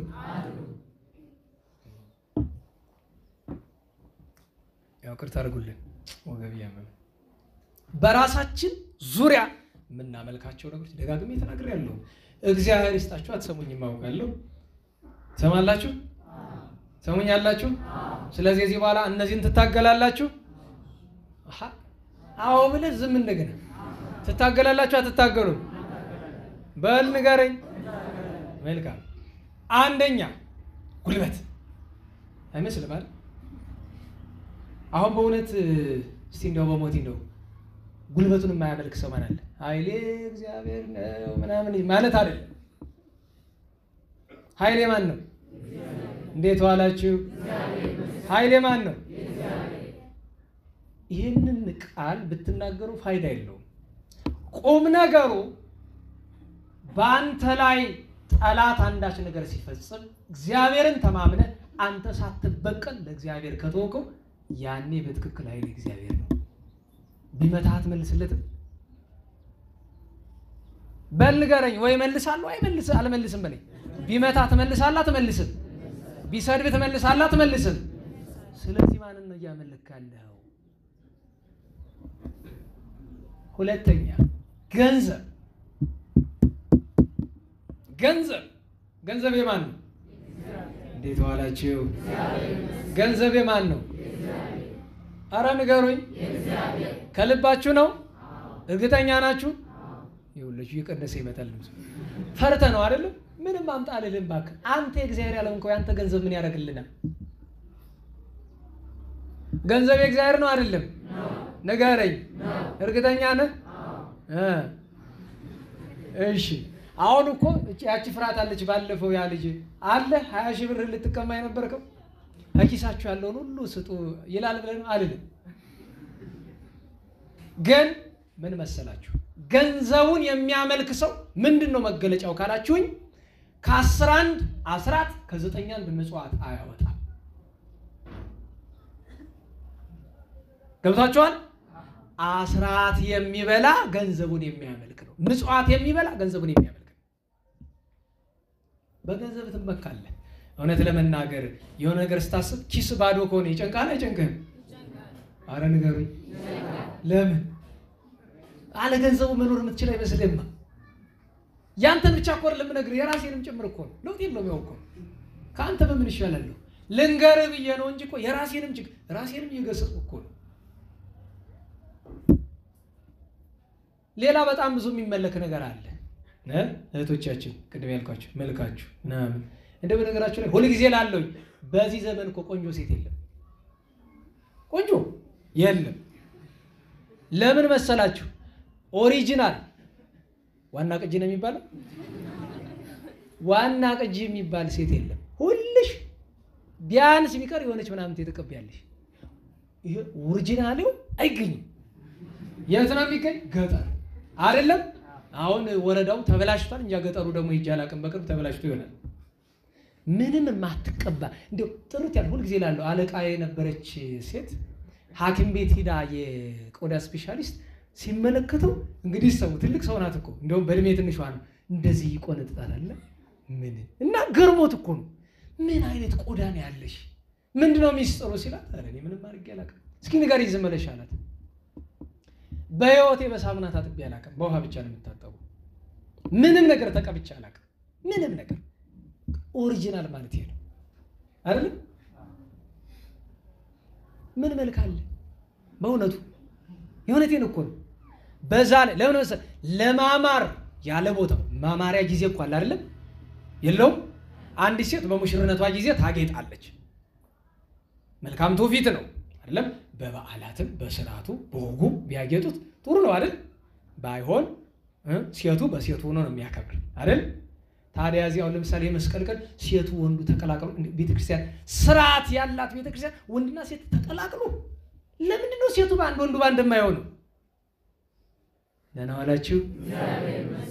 አይታችኋል? እንደዛ ነው ወንዱም ሴቱም አንድ ላይ ሆኑ። ያማ ከሆነ ጥምቀታው ሎሚ ወሮራ ምናምን ይባላል። ጥምቀት ሰው ለማጨት ነው የምትወጣ። ይሄ እኮ በደል ነው። እባክህ ዞር በል። የሀገር ባህል ምናምን አትበለኝ። ማጨት ከፈለክ ስንት ቀን እያለ ጌታ በተጠመቀበት ዕለት ወጥተህ ሴት ልታጭ ነው እንዴ የምትወጣ? ክርስቶስን ትተህ ሴት ፍለጋ ወንድ ፍለጋ ነውር ነው በእውነቱ። በመልካችሁ አትመኩ መጽሐፍ ብሏል። በጥበባችሁ አትመኩ፣ በእውቀታችሁ ይሄ ሁሉ ባዕድ አምልኮ ነው። ይሄ ሁሉ ዝሙት ነው። ሰው በእውቀቱም ቢመካ በጉልበቱም ቢመካ በገንዘቡም ቢመካ በመልኩም ቢመካ ይሄ ሁሉ ዝሙት ነው። ከእግዚአብሔር በላይ ሌላ መያዝ ዝሙት ነው። ይሄ ከኛ ጋር ያለ ነው። ከኛ በመንፈሳዊ ዙሪያ ዛሬ በጣም ይቸገራል። ለምሳሌ ሰሞኑን በአንድ መጽሐፍ ምክንያት ያው ጭቅጭቅ ውስጥ እንዳለን ታውቃላችሁ አይደለም? እንዴት ዋላችሁ? እዳው የሊቃውንት ነበረ። ሊቃውንት ዝም ሲሉ እንግዲህ ገባንበት። እኔ የገረመኝ ሰውየው ተነካ ብሎ ፌስቡክ ላይ ግር ብለው ይጽፋሉ። አሁን በእውነት ሰውን ተከትሎ አይታችሁ ከሆነ ደህና ዋላችሁ? የሆነ ሰው መንገድ ላይ ሲሰድበኝ ብታዩ ምን ታደርጋላችሁ? ነገር ለምሳሌ የበረሃ ሽመል ይዛል ከዘራ ያው ውሃ የሚያሰኘው ቆልማማው እሱን ይዘህ ተሳደበ። ለምን መሰላችሁ? የዛሬ ወርን 2 ወር አካባቢ የሆኑ ልጆች በሆነ ምክንያት ሲፎክሩ ይሰማቸዋል። እኔ ላይ አንዱ ያው ከነዛኞቹ ወገንና መጥቶ ፍቀድልኝ እንዲያው ልካቸው ከገቡበት ገብቼ አመድ ነው ማረጋቸው ይላል። ጉልበተኛ ነገር ነው። አንተ እነሱን አመድ የምታረጋቸው እግዚአብሔር የት ብሎ ነው? ደህና ዋላችሁ? እኔስ ቦል እነሱ አንሳለሁ እንዴ? የእውነቴን ነው። ታውት እንዴ? የእውነቴን ነው። ሽጉጥ መተኮስ ያቅታል እንዴ? ንገሩኝ። ኧረ በሞቴ ንገሩኝ። አሁን ቱርክ ሽጉጥ ምን ቁም ነገር ናት? አሁን እቺ ጥሽ ምናምን ታረጋዛው ነው። ክነት ስላለ ስለማይፈቅር ነው እንጂ አይደለም። ቱርክ ክላሹን ይዘን እናንጣጣዋለን። ለጆነን ሞክረናል። ባካ አብራራና ጓንዲ እንኳን ሞክረናል። ቆሌ ደግሞ እዚህ የእውነቴን ነው። እና ሂጅ ግንባሩን ብለው ምን ያቅታል? ምንም ያልጡንቻ ያስፈልጋል ሰው ለማጥቃት። ልንገራችሁ ጥሩ ተሞክሮ አይደለም ግን ሰፈር ላይ የኔ ጓደኛ ነው ድሮ ቀድሞ አንድ በጣም ጉልበተኛ መውጫ መግቢያ ሲያሳጣው ማታ ይሄን ሰው ዋጋውን ነው የምሰጠው አለና ማታ ላይ ተደብቆ ይቆይቶ በበራሽመል እዝች ላይ ወደቀ። እጅነሽ እግርነሽ እንክትክት አድርጎ ዱቄት አድርጎት ሄደ። ያን ወደሉን ሰውዬ ማለት ኋላ ሊጠይቅ ደግሞ አቤት ሄዶ እግዚአብሔር ይማር አሜን እናቲቱ ጠጋ ብሎ አልጨረስኩም ይቀረኛል። ምን ያርግ ሊጨርሰው ነው። አስታርቁኝ ብሎ በግዱ ታርቆ ተከባብሮ ይኖራል። እዛ በኋላ ጥሩ ነገሩን አይደል እንደዚህ ማድረግም ቀላል ደግሞ መደብደብ አስተማረን የምትሉ እሱን እያስተማርኩ አይደል ግን ሰው ላይ ክፉ ለመስራት ጉልበት አያስፈልግም። አይምሰለው ዝም ብሎ እንደዚህ ደረቱን ነፍቶ የሚሄደውን ሰው ሳይ አዝንለታለሁ። በኋላው ተከተለ ነካ ብታረገው እኮ የትም የሚደርሰው የለም እኮ ይሄ ምንድነው የሚባል ፊኛ ነገር ነው። እናስተውለው። ስለዚህ ሰው አንከተል። ለቤተ ክርስቲያን ብቻ ሰባኪም ይሁን ዘማሪም ይሁን መምህርም ይሁን ጳጳስም ይሁን ማንም ይሁን ለቤተ ክርስቲያን ክብር እንቆም እንጂ ሰው አትከተሉ። ኢትመኑ ሰባ እንበሉ ኃይለ ሥላሴ እንዳለው ባለቅኔ ማለት ነው። በሳምንት ዘመን ስላመጣበት ጨምሮ ለሁሉም ይሄ ባዕድ አምልኮ ነው። ዛሬ በጣም ትልቁ ችግራችን እንደምታውቁት አብዛኛው ሰው እግዚአብሔርን ሳይሆን የሚፈልግ ሰባኪው ነው አይደል? እንዴት ዋላችሁ? ቀላል ምሳሌ ልንገራችሁ። በጣም የምንወዳቸው ሁላችን ልንሰማቸው የምንፈልጋቸው ለምሳሌ አባታችን መጋቢ ብሎ ሐዲስ አለው አይደለም? እሳቸው አሉ ሲባል ግር ብላችሁ ትሄዳላችሁ አይደለም? ምን ፍለጋል? እኔም እኮ እኔን ደንቆሮ እንዳቅሜ እኮ ዮርዳኖስ ሲባል እኮ የሚመጣ ሰው ይኖራል እኮ አውቃለሁ። ሁለት ሰው እንደሚመጣ እንዳለ ይሄ እኮ ነው ጣዖት አምልኮ ማለት። አሁን እዚህ ምን መጣ? አይንታን ፍለጋ ነው? ቸሮ መድኃኒዓለም ፍለጋ ነው? ንገሩኝ። ኧረ በሞቴ ንገሩኝ። ታዲያ እንደዛ እኮ ነው። ይሄን ታስተምራሉ ብላ አይደለም የምትመጣው። ትምህርታቸው መድኃኒት ነው፣ ጥሩ ነው። ግን መድኃኒዓለም ብለህ ነው መምጣት። ሰው አናምልክ፣ ሰው አንከተል። አስቸጋሪ ነው በእውነቱ። ከዚህ ሲከፋ ሶስተኛው ደግሞ በስጋዊ ዘፋኝ እግር ኳስ ተጫዋች። እስኪ ለምሳሌ ኳስ የምታዩ በል ከፍ አድርገው እባክህ በሉ በደንብ ሊቃውን ታዘቡልኝ። እሺ አውርዱልኝ። የኳስ ነገር ሞታችሁ ነው አይደለም? በቀደም ማንቸስተር ሲሸነፍ በሽቋችሁ ይሆናል አይደል? እውነት ለመናገር ፌስቡክ ላይ ቁጭ ብሎ ዛሬ የሆነ ነገር ይጽፍና ነገ ሜሲ ምናምን ብሎ ይጽፋል። የሚናገራቸውን ቃላት መዝኗቸው ይሄ ሰው ሳይታወቀው የሜሲ አምላክ። እኛም በዘመናችን ነበረን፣ እኛም የሮናልዶ አድናቂዎች ነበረን። ኋላ መጨረሻ ላይ ወላጅ እናቴ ናት። ሮናልዶ ስላችሁ የአሁኑ ንፍጣሙን አይደለም። ድሮ አንድ ትልቅ ደግሞ ነበረ። ድሮ ነው እናንተ ሳትወለዱ የነበረውን ያን ነው እንጂ አሁን ኳስ ድሮ ቀራል የሚባሉት ነገር። ምን አለችኝ አንድ ቀን የሚገርመው ሀቤት ስትገቡ አራቱም ግድግዳ በሱ ፎቶ የተሞላ ነው። የሱን ኳስ ካየው እራት እንኳን አያምረኝም። ለጥ ነው። የሱን ኳስ ለማየት ራቴን ሽጬ ነበር ማይ 50 ሳንቲም አንድ ብር። እስኪ ከደካማነታችን ትምህርቱ ሰሩ። እስኪ አሁን ወሳኝ አሁን ኤል ክላሲኮ ባለበት ቀን ጉባኤ ቢኖር ትመጣላችሁ? ነገር ማንቸስተር ደርቢ፣ ሚላን ደርቢ ትመጣላችሁ?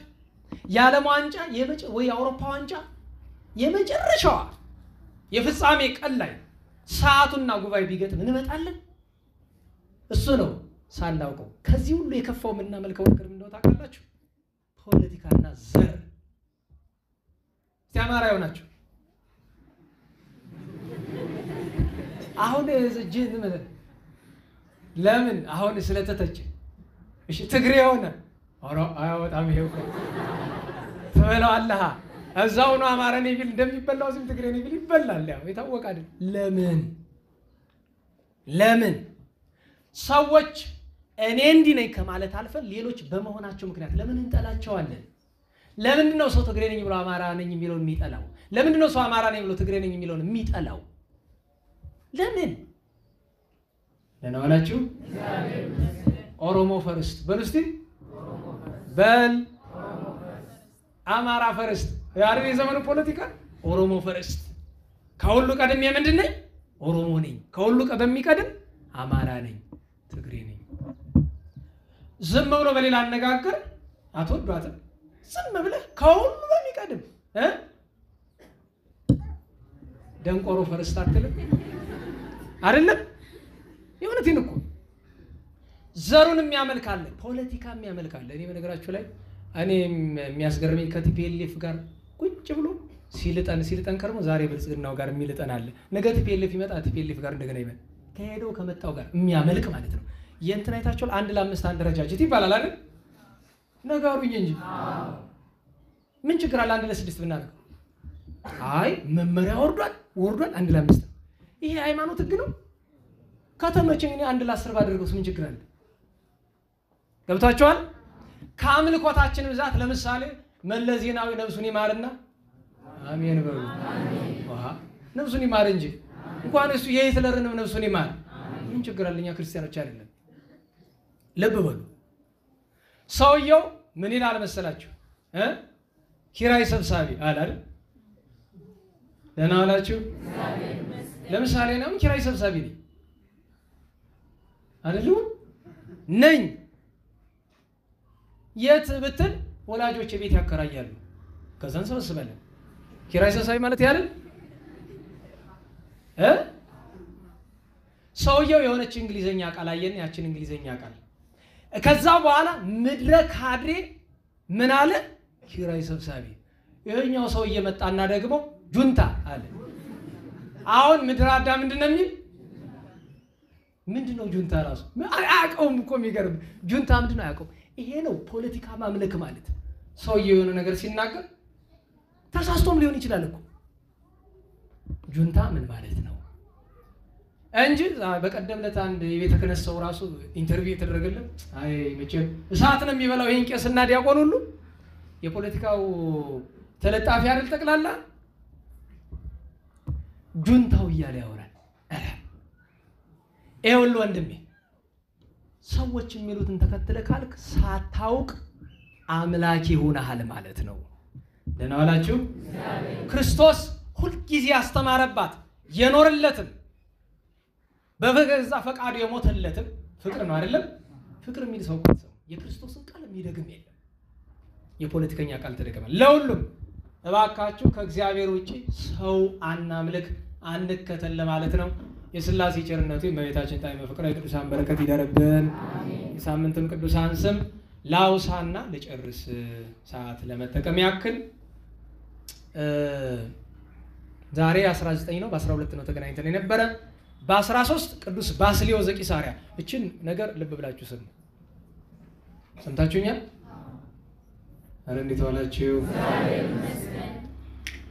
ቅዱስ ባስልዮስ አምደ ቤተ ክርስቲያን ይባላል። የቤተ ክርስቲያን ምሰሶ ነው። በነበረበት ዘመን ባጭር አንድ ባሪያ ነበረ። ባሪያ ማለት አገልጋይ። የጌታውን ልጅ ማለትም የአገረ ገዢውን ልጅ አያትና ወደዳት። በእናንተ አማርኛ ወደዳት ወይም በፈቃደ ስጋ ተመኛት። ይጠይቃት ይቅርበት። ደህና ዋላችሁ? አሁን አንተ ከንቲባው ልጅ አለው እንዴ? ልጅ ቆንጆ ናት። ምን ችግር አለው? ሄደህ ትጠይቃለህ። ወላ የጠቅላይ ሚኒስትሩ ያው ታግተው ነው የሚውሉ ነው እንጂ ቤተ መንግስት የሚከለክል ሕግ አለ? ጠቅላይ ሚኒስትሩ ልጅ ለጋብቻ መጠየቅ ትችላለህ አይደል? ያኔ ግን አይቻልም፣ ከባድ ነው። ባሪያ ከባሪያ ጌታ ከጌታ እመቤት ነው። ጌታ ከእመቤቲቱ ነው። ጌታ እምላችሁ ያው የዓለሙን ማለት ነው። ጨነቀው፣ ተቃጠለ፣ ነደደ። ሰይጣን ልቡን አነደደው። ኋላ ምን ያደርግ ጥሩ ነው? ተቃጥዬ ከማልቅ ብሎ ጠንቋይ ቤት ሄደ። ምን ላድርግ ተቃጠልኩ ሲለው እኔ የምመክርህን ካደረግ እሷን ታገኛታለህ። ምንድን ነው ሲለው ደብዳቤ ልስጥህ ገልጠህ እንዳታነባት። ይችን ደብዳቤ ይዘህ ከአረማውያን መቃብር ሂድና በግራ እጅህ ይዛት ወደ ላይ አንሳት። ያን ጊዜ ሰይጣን ወደ አንተ ይመጣል፣ እሱ ይፈጽምልሃል። እሺ አለ። ሄደ። እንግዲህ ልብ በሉ ከአረማውያን መቃብር ነው። የክርስቲያኖች መቃብር እኮ መልካም ነው። ከፍ ሲያደርግ መጣ። ና ብሎ ወዴት ይወስዷል? ወደ አጋንንት አለቃ። ምን ፈልገህ ነው? ያችን ሴት ፈልጌ ገሊት የምትባለው። እኔም ማዘኑ ትፈጽማለህ? አዎ። ጥሩ። ክርስቶስን ካደልኝ ክርስትናህን ቃድ አለ። አይታችሁ የለ አስቸጋሪ እኮ ነው። ክጃለሁ አለ። በቃልህማ ጥሩ አይደለም ጻፍልኝ አለው። አጻፈ። ራሱ ጽፎ አስፈርቦ በል ነገ ታገኛታለህ አለ። በማግስቱ ጸላኤ ሰናያት ሄዶ ልቧ ላይ አደረ። ዋለች፣ አበድኩ አለች። ምንድነው ሲባል እሱን አገቡኝ። በዚህ ዘመን መስተፋቅር ምናምን ይባል የለም። ደህና ዋላችሁ። መስተፋቅር በነገራችሁ ላይ አንዳንድ ጸሎቶች፣ አንዳንድ ጸዋቶ ጸሎቶች አሉ። እነዚህ ቁጥሮች አሁን ምንድነው ይባል? ግርማ ሞገስ መግረር የጸርና ይባል ያጋንንት ጸሎት ነው። እንድታውቁት ዳዊት ይጠቅሳል እኮ በስማም ይላል። መስተፋቅር ሁላችንም ሁሉንም ድግምት እናውቀዋለን። አንድ መጽሐፍ ሙሉ ድግምት አይቼ አውቃለሁ። እኔ መጀመሪያ አካባቢ አሁን ተቀስፎ ሙት ሆኖ እንጂ እኔን የዘውትር ጸሎት የመጀመሪያውን ያስቆጠረኝ ልጅ ነፍሱን ይማር። በእውነቱ በጣም አዝናለሁ። አውርሰውት ነው፣ ውርስ የሚባል ነገር አለ። ያን ድግምት የሚይዝ ነበርና ምን ይላል ሲጀምር? ሴቲቱን በአጋንንት መንፈስ ለማሳበድ በስመ አብ ወወልድ ወመንፈስ ቅዱስ አሐዱ አምላክ ሚካኤል ወገብርኤል ሩፋኤል ወሱሪያል እያለ ማለት ነው። ኋላ ወረድ ብሎ ምን ይላል? አንሲ ግረኪ። እንግዲህ አሁን እናንተ የምታውቁት ታውቁታላችሁ ማለት እንደሆነ ጸያፍ ነገር ያው ምን ይባላል? መስተፋቅር። ከዛ በኋላ ሎሚ ምናምን እንደዚህ አድርገህ ሰላም ትላታለህ ወይ ልምጭ ምናምን የሱዳን ሽቶ ምናምን። መቼም ድግምት ታደርግ ነበር እንዳትልኝ ሁሉንም ስለማለብ ነው። አበደች። ራሴን ከማጠፋ አጋቡኛለች። የምትሞትማ ብሎ እያዘኑ አጋቧት። ኋላ ወላጆቿ ግን ሐዘን አበዙ። ጌታ ሆይ ይሄ ሰው ያደረገባት ነገር አለ፣ እባክህ አይነ ልቡናዋን ግለጥ ብሎ እግዚአብሔር ከዓመታት በኋላ አይኗን ገለጠላት። ወንድም ያለችው አቤት። ቤተክርስቲያን ሂደህ ታውቃለህ? እንግዲህ ልቧ ተሸፍኖ አታየውም። አላውቅም። ቆርበህ ታውቃለህ? አላውቅም። ጸሎት ታደርጋለህ? አላደርግም። ታማትባለህ? አላማት። ለምን? ክርስቲያን አይደለሁም። እና ምንድነህ? ሰይጣንን ማመልክ አለች። እንዲያውም ስንክሳር ላይ አንገስገሰት ርሳን የሚል አንገሸገሻት። ግራቀኝ የት ነው ሄደችው? ሩጣ። እሱ ሩጦ ጠንቋይ ቤት ሄዶ ካጋንንት ጋር፣ እሷ ሩጣ ወደ ቅዱስ ባስልዮስ እባክህ አድነኝ፣ ታደገኝ። ለምን? ግማሽ አካሏ ነው አጋንንት እያመለከ ያለው። አድነኝ አለችው። አምጪው አላት። አመጣችው። ልጄ ምን ሆነ ነው አለው። እንደዚህ እንደዚህ። መመለስ ትፈልጋለህ አለው። አባቴ ይቻላል፣ ደብዳቤውን እኮ በእጁ ይዞታል ሲለው እሱን ለእግዚአብሔር ተው። ትፈልጋለህ አትፈልግም ያለው አባቶች ሲሰጥ እፈልጋለሁ አለ። በልና አለና ስቃዩ እንዳይበዛበት ከራሱ በዓት ላይ ዘጋው። ጥሬ ይሰጠዋል። 3 ቀን ጾም፣ ጸልይ፣ አልቅስ ይለዋል። ይሄዳል። 3 ቀን ቅዱስ ባስልዮስ ይጸልያል። በ3ኛው ቀን ይመጣል። እንዴት ነው ይላል። ደበደቡኝ፣ አሰቃዩ ይለዋል። አይዞ አሁንም ጥሬ ሰጥቶ 3 ቀን ሲመጣ እንዴት ነው? ዱላው ቀረልኝ፣ ማስፈራራቱ ግን አለ ይለዋል።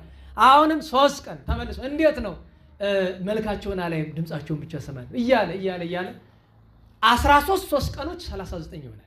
በ39ኛው ቀን ልጄ ምን አየህ ዛሬ አለው። አባቴ የኔን ደብዳቤ ያዘውን ጋኔን ታግለህ ጥለህ ስትረግጠው አየሁ አለው። ደስ አለው። ግን ቅዱስ ባስልዮስ ምን ፈራ? ውዳሴ ከንቱ ፈራ። ዛሬ እኔና እኔን ምን መስለው ለመታየት እንደምንሮጠው እንደሚያንቀጀቅጀን ሁሉ አባቶች ውዳሴ ከንቱ ይሄን ሁሉ ካደረገ በኋላ በ40ኛው ቀን ምን አለ? ምዕመናን፣ መነኮሳት፣ ካህናት ተሰብስቡ ይሄን ሰው ካጋንንት ለማዳን ምህላ እናደርሳለን። እሱ እኮ ነው በእግዚአብሔር ቸርነት ያዳነው። ምህላ ሲያደርሱ ያቺ ደብዳቤ ወርዳ ማላቸው ላይ ወደቀች። ቀዳዶ ጣላት። ያ ሰው ከሚስቱ ጋር በመልካም ኑሮ። ለዚያ ነው በዛቲ ዕለት እግዚአብሔር ገብረ በእደ ባስልዮስ መንክረ ብሎ ስንክሳር የሚያነሳው። ይሄ እንግዲህ ከሲኦል ከአጋንንት ጥርስ ደብዳቤ እንኳን መንጠቅ የቻለ ባስልዮስ ዘቂሳርያ እንደ ቤተ ክርስቲያን በረከቱ ይደርብን። እና አባ ይስሐቅ ዓመታዊ በዓላቸው ነበረ። በ14 ያሳይ ዘመንዳባ፣ አጋቶን ዘአምድ፣ ደግና ቀሲስ፣ ጴጥሮስ አብ ዘብሔረ ወይም ዘገዳመ ጻና ለመቅደሰ ገላውዲዮስ እነዚህ አባቶች ነበሩ። በ15 ቅዱስ እስጢፋኖስ ሊቀ ዲያቆናት ወቀዳሜ ሰማዕት ፍልሰቱ ዲያቆናት ሻማ አብሩ ብዬ ነበረ። አቡነ ገብረ ማርያም ዘደብረ ሐንታ የደብረ ሐንታው ኮከብ ማኅሌተ ጽጌን ከአባ ጽጌ ድንግል ጋር ነው እኩሌታውን 75 አንቀጽ የደረሱ ኋላም በአምልኮተ እግዚአብሔር የሚታወቁ የእናታችን የቅድስት ጸበለ ማርያም ጨምሮ የብዙ ቅዱሳን አባት የነበሩ ደብረ ሐንታ ወሎ የምታውቁ ካላችሁ ደገኛው ሐዋርያዊ ጻድቅ አቡነ ገብረ ማርያም በዛን ቀን ዕረፍታቸው ነበረ። ሌላኛ የሀገረ ጠራው ሰው ቅዱስ አባ ጴጥሮስ ነበረ። ፍልሰታቸው የተከበረላቸው ደግሞ የሐይቅ እስጢፋኖስ ወላዲ አይላፍ ቅዱሳን። ቤተ ክርስቲያን በመካከለኛው ዘመን በብርሃን የተጠለቀለቀችበት ዋናው ምክንያት አቡነ ኢየሱስ ሞዓ ናቸው። ቅዱሳንን በመውለድ ለሀገር የሚበጁትን በመውለድ እጅግ ድንቅ የሆነ ቤተ ጉባኤ ነበራቸው ሐይቅ እስጢፋኖስ ላይ። የዚያን ቀን የሰማይቱም እዚያው ጽላቱ አለ፣ የእሳቸውም ፍልሰታቸው ነው። የሁሉም በረከት ይደረብን። አሜን። በ16 ኢየሩሳሌም ሀገረ ሰላም ተማምረናል። የዚያኑ ቀን አባታችን ቅዱስ ጦቢት አንዲት ነገር ልንገራችሁ። ጦቢት ወልደ ገባኤል በአሜኔሶር ተማርከው ነነዌ ምድረ አሶር በመከራ ነበረ። መጀመሪያ በሀገሩ እያለ ህዝቡ ኃጢአት ይሰራሉ። እግዚአብሔር አድሮ እስራኤል እንዲመክራቸው አልሰማሉ። እሱ አስራት ያወጣል። እንደውም የሚገርማችሁ ከ10 አንድ አይደለም ሳልስት እድ ይሁን የሚለው ከሚያገኘው ነገር ከ3ቱ አንዱን ለእግዚአብሔር ይሰጣል። ያ ማለት ከ9ኙ 3ቱን ከ10ሩ 3.3 በእናንተ ሂሳብ ማለት ነው። ከ10 አንድ አይደለም እስከዚያ ድረስ። ለምን? ለነዳያንም ለቤተ እግዚአብሔር። ይህን ሁሉ ሲያድር ቆይቶ ሀገሪቱ ስትማረክ በደረቅ አበሳ ደከማችሁ እንዴ? እንዴት ዋላችሁ? በደረቅ አበሳ እርጥብ ይነዳል ነውና ናቡከደነጾር እነ ዳንኤልን ማርኮ እንደወሰዳቸው ይሄ ሰው ተማርኮ ሄደ። እዚያ ሆኖ የአሕዛብን ምግብ አልበላም፣ በአምልኮታቸው አልደመርም ብሎ የሚገርማቸው ነገር ካገኛት ነገር ምጽዋት ይሰጣል። የጦቢት አባቶቻችን ምን ይላሉ? የጦቢት የቅድስናው ምንጭ ምጽዋት ናት። ኋላም ለጦቢያ ለልጁ ምጽዋትን አደራ ብሎታል። ምጽዋት በጣም ትልቅ ቅድስና ነው። ምጽዋት እምኩሉ ምግባረ ጽድቅ ይሄ ይሱይብ እንዳሉ ደራሲው በመልካ ሄዶ ምጽዋትን የመሰለ የለም። አንዲት ሌላ ስራ ነበረችው። በባህላችን ሰው ከሞተ ሳይቀበር ምግብ አይቀመስም አይደል? እንዴት ዋላችሁ? ግን ችግሩ ሆስፒታል ላይ አንድ ሰው ከሞተ በኋላ 7 ቀን 5 ቀን እያቆዩብን እዳገባን ረሃብ እንለቅ። መለስ ዜናዊ በ14 ነው አይደል የሞተ? የተቀበረ በ28 ወይ በ27 ነው አይደለም? እንግዲህ ቤተሰቦቹ እስከዚያ ድረስ አሁን ረሃብ ይሞቱ። ሰው ካረፈ እለቱን መቀበር አለበት። ለዚህ ደግሞ ምስክራችን ማን ነው? ቸሮ መድኃኔዓለም ነው። ቸሮ መድኃኔዓለም በሰርክ 11 ሰዓት እስከ 12 ሰዓት ባለው ዮሴፍ ኒቆዲሞስ ገንዘው ቀብረውታል። እለቱን ይቀበር። ለምን? ምናምን የማድረቂያ ወቅትህ ብታከርሙ ምን ያደርግልሃል? ጦቢት የሞቱትን መቅበር ትልቅ ቅድስና አድርሶት ነበር። ግን አንድ ቀን የሞተ ሰው እንዳለ ነግረውት ሲቀብር ስለሚጣሉት አሕዛብ ተደብቆ አስከሬኑን ደብቆ ብሎ ቀብሮት ማታ ላይ ሄዶ ከወጋገራ ካለበት በታች ላይ ተኝቶ እያለ አይኑ ተገልጦ ያስባል። ይሄ ሁሉ የተደረገልብን በምንድን ነው? መቼም ፄዋዌ ሲደረግ አስቸጋሪ ነው። ምርኮ ሲደረግና ያን እያሰበ ከላይ ለካ ረግቦች ነበሩ፣ ኩሳቸውን ጣሉበት። አይኑ ላይ ውስጥ ያለው አሲዱ አይኑን አጠፋው። ይሄ ሰው ደግ ነገር ባደረገ አይኑ ጠፋ አይደል? መጀመሪያ ደግ ሰራ ተማረከ አይደል? ምንም ነገር ሲደርስብን ቤተክርስቲያን መተን በጎ አድርገን ሲደርስብን ያ ማለት ተጨማሪ ክፍያ እንድናገኝ ነው አይደል? መልካም ሰርተን መከራ ቀጥሎ ከመጣ ተጨማሪ ክብር እንድናገኝ ነው። ከዚያ ጦቢት ሞት ተመኘ። አሰበው 58 ዓመቱ ነው፣ ግን ሞት ተመኘ። ከዚያ ልጁን ጠርቶ ጦቢያን ሄድና ከገባኤል ገንዘብ አምጣልኝ አለው። ከዚያ ቅዱስ ሩፋኤል ሰው መስሎ አብሮት ሄደ። ሳራን አጋብቶት ይዞት መጣ። ከዚያ ሐሞተ አሳ አይኑን ቅብት ቅብት ኳል ኳል አድርጎ አይኑ ወራለት። ጦቢት ከዚያ በኋላ 100 ዓመት ኖረ ይላሉ አባቶቻችን። አጠቃላይ ዘመኑ 158 ነው። የዘመን ቁጥሩ እንኳን እድሜው 158 ነው። ግን ከአይኑ መብራት በኋላ ያለውን ዘመን እንግዲህ እንደ ትርጓሜቱ እንደዚያ የሚሉት አሉ። ለሁሉም የዚህ ቅዱስ ሰው በረከቱ ይደረብን። ሰው መቅበርና ምጽዋት ትልቁ ስራው። ሌላኛው አባታችን አባ አጋቶን ማን? አባ አጋቶን የምናውቃቸው በምንድን ነው? ምን በመጉረስ ዘተፍህመ እብነ ከመይት ናገር ነገረ ጽሩዓ አይደለም? ጌታ ምን ብሎ ተናግሯል? ሁሉም ዘይነብብ ጽሩዓ ያገቡ ሁለቱ በለተደይ ነበር። ክፉ የሚናገር አሁን በባልንጀራ ላይ ክፉ በመናገር አንደኛ ሰው ይፈልግ ይባል እኔን ነው የምታማሪ እኔ ጉባኤ ላይ እናገራለሁ።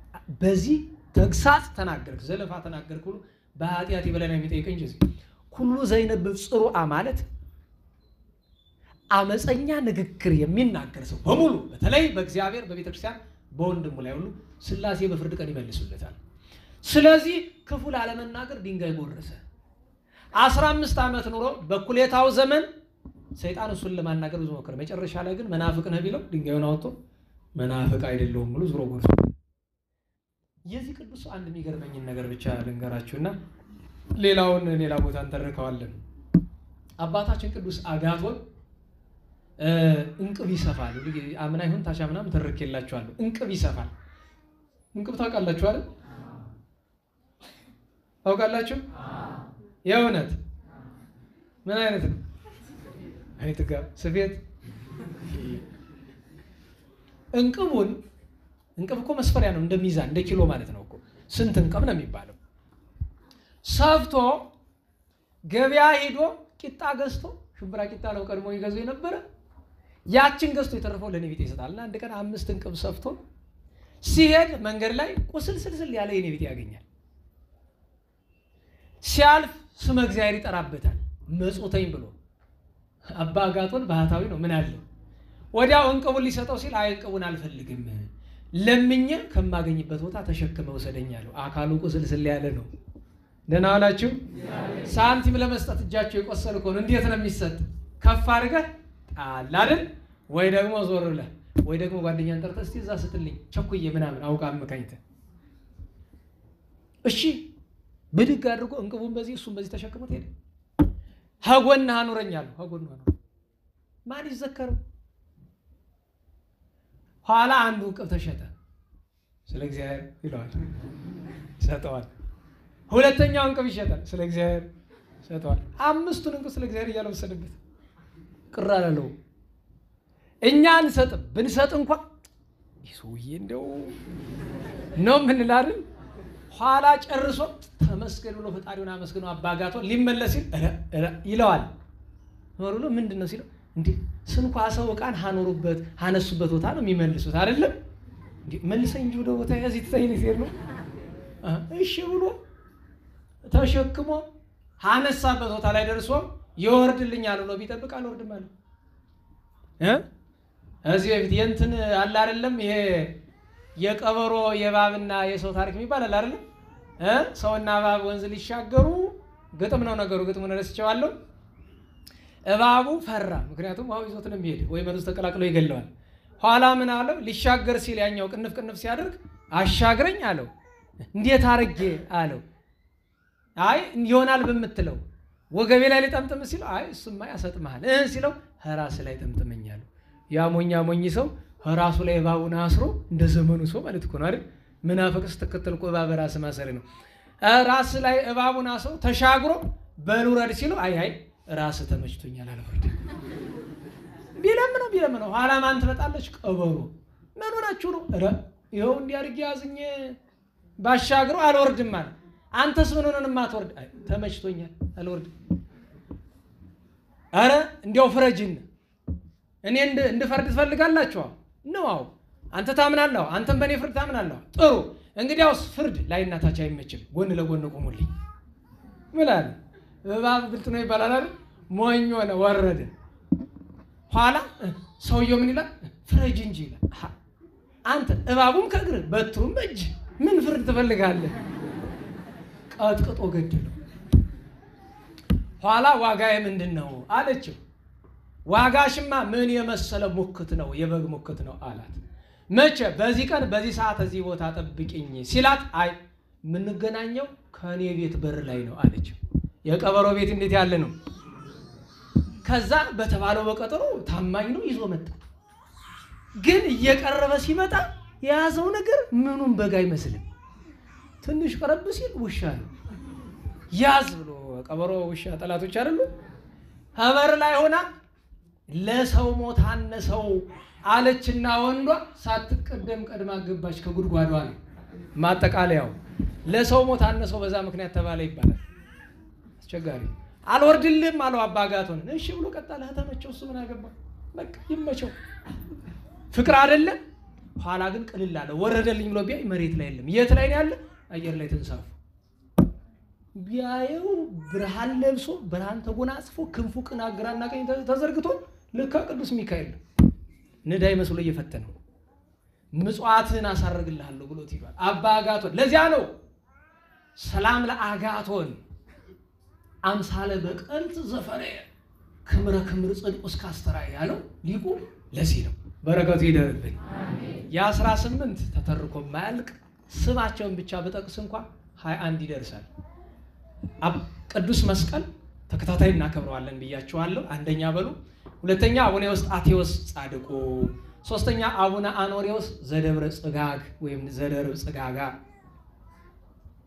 አራተኛው አባ ያዕቆብ ግብፃዊ፣ አምስተኛ አባ ዳንኤል ገዳማዊ የኢትዮጵያው በአፄ ዘርዓ ያዕቆብ ዘመን የነበሩት፣ ስድስተኛው እናታችን ቅድስት ጸበለ ማርያም ጎንደር ከተማ የዛሬ 600 ዓመት አካባቢ ተወልዳ አድጋ ደብረ ሐንታ ወሎ ስትጋደል የኖረችው እናታችን ቅድስት እሌኒ፣ ቅዱስ መርቆሬዎስ ሁለተኛው ሰማዕት፣ ሌላኛው መርቆሬዎስ የሚባለው ሐዋርያው ቅዱስ ቶማስ፣ እነ ቀሲስ እስጢፋኖስ፣ ነኬጣ፣ ቶማስ፣ አትናቴዎስ፣ ፊላታዎስ፣ ኖብ፣ የማህበረ አቦሊ ሰማዕታት፣ ሰልሆን፣ አክሳኤልስ፣ ይስሐቅ፣ ኤፍሬም፣ ፊኖሞስ እያላችሁ የዚያን ባል ብትቆጥሩት 21 ይመጣል። በረከታቸው ይደረብን። ዛሬ በ19 ቅዱስ ጎርጎርዮስ ዘአርማንያ፣ ቅዱስ ቂርቆስ ገዳማዊ፣ እናታችን ቅድስት ሮማነ ወርቅ የአፄ ናኦድ ልጅ የልብነ ድንግል እህት፣ የቅዱስ ላይከ ማርያም እናት እቺ እናት ዕፀ መስቀሉም አለ። ምናልባት አንድ በየዓመቱ የምትጠይቁት ጥያቄ አለ። ቅዱስ ጎርጎርዮስ የቅድስት አርሴማ ትልቅ ወንድም ነው ይባላል። ግን ቅድስት አርሴማ በስተርጅና ወለዷት ነው የሚባል። እንዴት ነው ቢሉ እንግዲህ ይሄን ታሪክኛ በትውፊት ነው የተማርነው። የቅዱስ ጎርጎርዮስ እንግዲህ አበ ወንድምነቱ የማሳደግና የማስተማር ሊሆን ይችላል። በትውፊት ያገኘን የሥጋ ወንድም ነው የሚል ነው። ግን ምናልባት የማሳደግም ይሆናል። ገድሏ ላይ እንደዚያ የሚል አንቀጽ ስላለ ማለት ነው። የእናትና የአባቷ ታሪክ ስር የኛ ግን ተጽፎ ያገኘነው አይደለም። ባጭር ይሄ ነው። ሌላኛው የቅዱስ ጎርጎርዮስ ዘአርማንያ አይታችሁ ከሆነ ኢንተርኔት ላይ ቀኝ እጁ አለች። ያቺ እጅ የቶማስ ናት እያሉ የሚሉ ሰዎች አሉ። የቶማስ አይደለም። የቶማስ እጅ ኢንተርኔት ላይ አይገኝም። ይሄ የቅዱስ ጎርጎርዮስ ዘአርማንያ ወይም ሴንት ግሪጎሪ ኢሉሚናተር የሚሉት የሱ እጅ ነው። ቅዱስ ጎርጎርዮስ ያረፈ በ330ዎቹ ነው። ከኒቅያ ጉባኤ 6-7 ዓመት በኋላ ነው። ሲያርፍ ቀኝ እጁ ታምራት ሰራ ስለነበረ ስጋው ሲፈልስ ለብቻ አስቀምጠው ፓትርያርኩ የሚቀመጥበት ቦታ ትሆናለች። በአርማንያ ውስጥ እንደዚያች እንደ ቅዱስ ጎርጎርዮስ እጅ የተከበረ ነገር አይገኝም። የሁሉ ነገር የመጨረሻ ክብር። ለምሳሌ ኢትዮጵያ ውስጥ የመጨረሻው ክብር ግማደ መስቀል ነው አይደል? ታቦተ ጽዮን። እዚያ ደግሞ የቅዱስ ጎርጎርዮስ ዘአርማንያ እጅ ናት። እችን ባጭር ልንገራችሁ ብዬ ነው።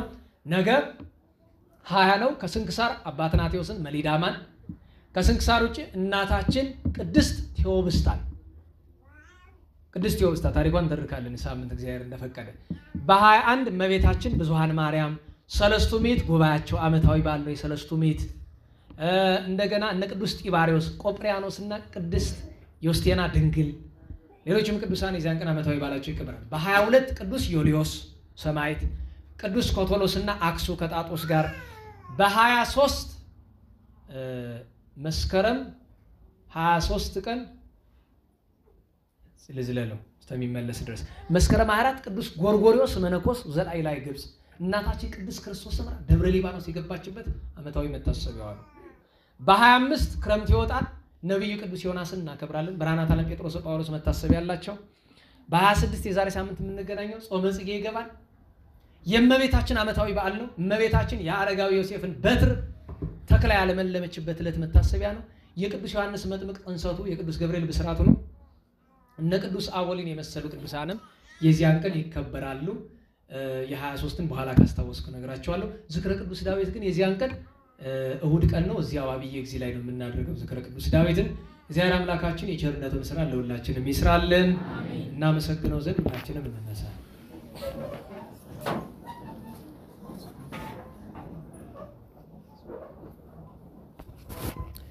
ስብሐት ለአብ ስብሐት ለወልድ ስብሐት ለመንፈስ ቅዱስ ስብሐት ለአብ ስብሐት ለወልድ ስብሐት ለመንፈስ ቅዱስ ስብሐት ለአብ ስብሐት ለወልድ ስብሐት ለመንፈስ ቅዱስ ስብሐት ለእግዝእትነ ማርያም ድንግል ወላዲተ አምላክ ስብሐት ለመስቀለ እግዚእነ ኢየሱስ ክርስቶስ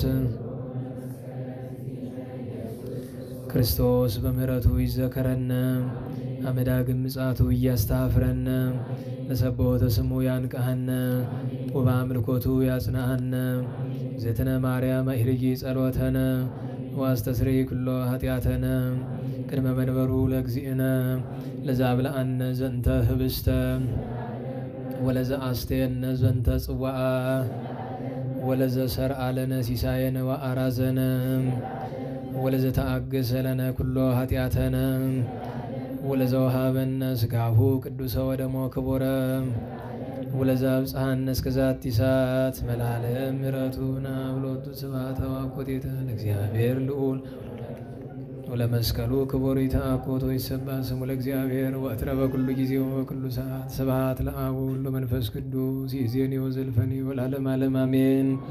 አቡሎግሶን አቡሎግሶን አቡሎግሶን በእንተ አብ ወወልድ ወመንፈስ ቅዱስ አቀበት ለወጡ ቁልቁለት ለወረዱ እርጥብ ለጤሰባቸው ደረቅ ለነደደባቸው ለረዱ ለተራዱ ለዘከሩ ላዘከሩ ስመ እግዚአብሔር ስመ ማርያም ድንግል ስመ ቅዱሳን ለጠሩ ሁሉ እግዚአብሔር አስበ ቅዱሳን ይሰብልን። ጸሎተ እግዝእትነ ማርያም እንበል።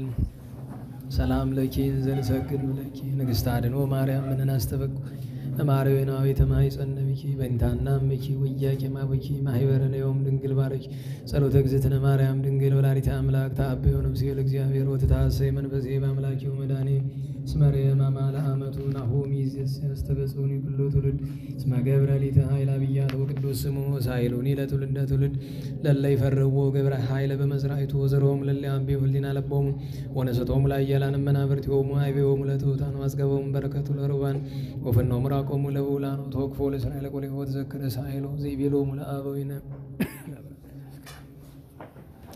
ባርክነ ቀድስና ንጽሕነ እግዝእትነ ፍትሕነ እማእሰሪው ለሰይጣን እሙ ለመድህን ወለተ ብርሃን ኦ መዝገበ በረከት መዝገበ ቅዱሳት መዝገበ ንጽ መዝገበ ራሄ መዝገበ የዋሃት ባርክነ በእድየኪ በከመ ባረኪዮ ለኤፍሬም ፍቁርኪ በበረከተ ወልድኪ ወአቡ መንፈስ ቅዱስ ስብሐት ለአብ ወወልድ ወመንፈስ ቅዱስ ለዓለሙ ለዓለመ ዓለም።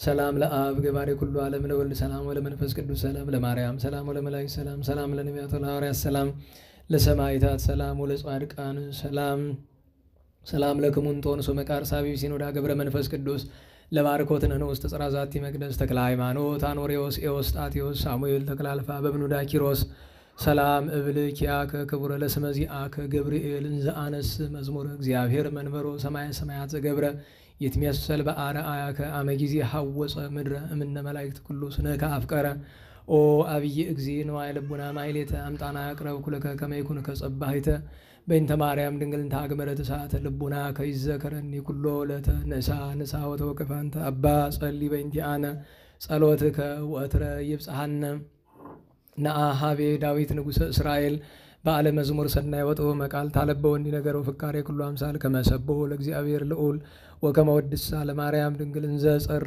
ወእብል ማርያም ንጽሕት ድንግል ወላዲተ አምላክ ማእምንት ሰአሊተ ምሕረት ለውሉደ ሰብ ሰአሊ ለነ ሀበ ክርስቶስ ወልኪ ይስረይ ኃጢአተነ ሰአሊ ለነ ቅድስት ጸሎታ ለማርያም ወስለታ ያድነን እማትወልዳ ጸሎታ ለማርያም ወስለታ ለሕዝበ ክርስቲያን ለነፍሳተ ሙታን ለመካናቲነ ደብረ መድኃኒት ወመንበረ መንግሥት ወደብረ ገነት ለቤተ ክርስቲያን ቅድስት ወለአገሪትነ ኢትዮጵያ ለአገብርታ ወላይማታ ይኩነነ ከመውልታ በጸሎትሽ ወበስለትሽ ለአበው ንጹሐን ለቅዱስ ኤፍሬም ለአባ ሕርያቆስ ለአባ ጊዮርጊስ ለአባ ሳሙኤል ለቅዱስ ደቅስዮስ ለያሬድ ማሕሌታዊ ለአባ ኪሮስ ለአባ መባጽዮን ለአቡነ ዘርዓ ያዕቆብ ለብፁዕ ገብረ ክርስቶስ ለቅዱስ ዮሐንስ አፈወርቅ ለአባ ጽዬ ድንግል ለአባ ዮሐንስ ዘደማስቆ ለአባ ሳሙኤል ዘደብረ ቀለሞን ለቅዱስ ዮሐንስ ወልደ ነጎድጓድ ለቅዱስ ቄርሎስ አምደ ሃይማኖት ለአቡነ አቢብ ለንጹሐት አንስት ለክቡራን የተለመንሽ ድንግል እመቤታችን ለእኛም ትለመኝን።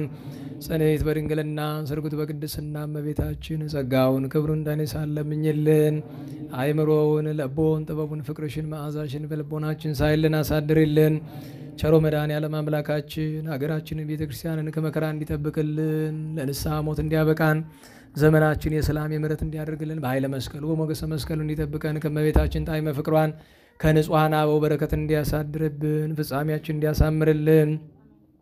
ለጸሎት በቆማችሁ ጊዜ አስቡን አትርሱን ያሉንን ሁሉ በየስማቸው በምሕረቱ እንዲያስብልን ይልቁኑ ወለተ ጻድቅን አጸደ ማርያምን ወለተ ሩፋኤልን ወለተ መስቀልን ወለተ ሰንበትን ወልደ መድንን በቸርነቱ እንዲያስብልን ሙታን እንዲምርልን ቸሮ መድኃኔዓለም ሰላም በዋለን ምሕረቱ ሰላም እንዲያሳድረን ቅዱስ ስሙን እንደ ቸርነት ብለን እንጥራ።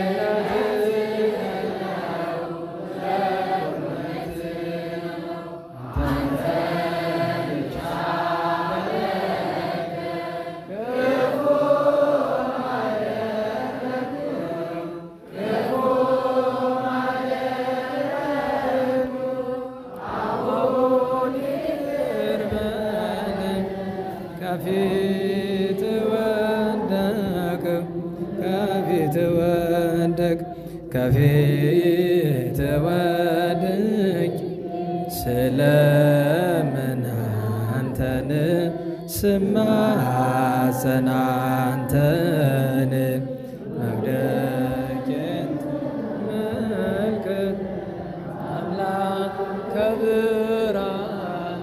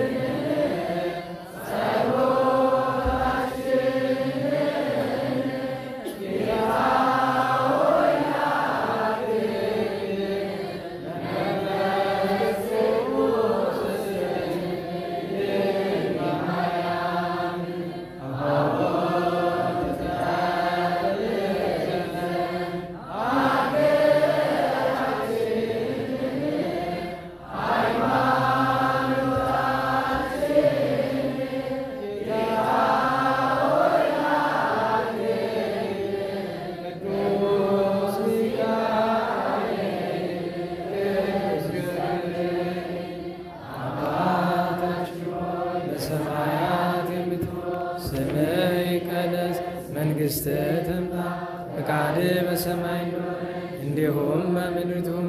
የዕለት ምግባችንን ስጠን ዛሬ፣ በደላችንም ይቅር በለን እኛም የበደሉንን ይቅር በለን። አቤቱ ወደ ፈተና አታግባን ከክፉ ሁሉ አድነን እንጂ መንግሥት ያንተ ናትና፣ ኃይል፣ ክብር፣ ምስጋና ለዘላለሙ አሜን። እመቤታችን ቅድስት ድንግል ማርያም ሆይ ሰላም እንልሻለን። በሐሳብሽ ድንግል በሥጋሽም ድንግል ነሽ። የአሸናፊ እግዚአብሔር እናት ሰላምታ ላንቺ ይገባሽ። ከሴቶች ሁሉ ተለይተሽ አንቺ ቡርክት ነሽ፣ የማኅፀንሽም ፍሬ ቡሩክ ነው።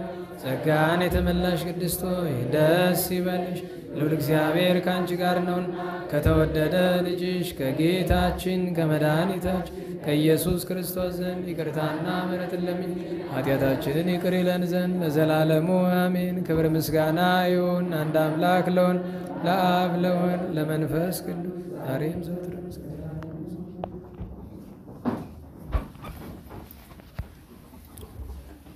ለጸሎት ስለነበረን ጊዜ ቅዱስ አምላካችን እግዚአብሔር ስሙ የተመሰገነ ይሁን። ያው እንዳልኳችሁ ሰዓቱ እንዲያ ብሎ ቶሎ ስለሚመሽ 6:12:44 ነው። ነገር ግን ያው መስከረምና ጥቅምት እስከ ኅዳር ድረስ እንዲህ ስለሚገፋ ለዛሬ ምን ይመስላል አጭር አንዲት ነገር ብቻ ልንገራችሁ። ስትወጡ በዚህም በዚያም መጻሕፍት አሉ።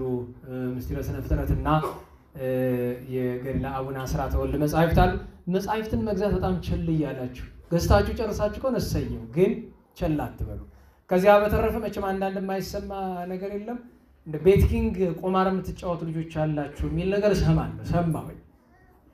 በእውነቱ አንድ ሰው ክርስቲያኑ ነው ቁማር፣ በነገራችሁ ላይ በሙያ ጉዳይ ስለማውቀው ነገሩ ከኃጢአትነቱ ባሻገር ራቁት ነው የሚያስቀራችሁ፣ ይገላችኋል። ይቅርባችሁ ወንድሞቼ፣ እየቆያችሁ ስትሄዱ ሱስ ስለሚሆን ጸበል ተጠምቀ ለመዳን እንኳን የምትቸገርበት ዘመን ይመጣል። እባካችሁ ሚስታቸውን ተው፣ ህንፃ መሬት ናምተውት ሚስታቸውን እስከ ማስያዝ የደረሱ ሰዎች አሉ።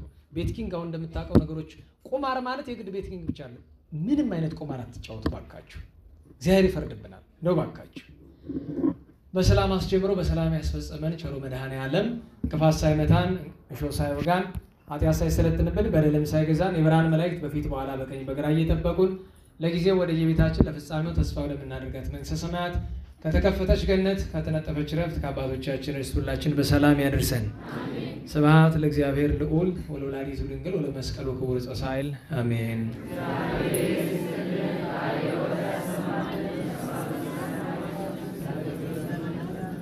ጸጋነ ሳይነ ወሕይወተ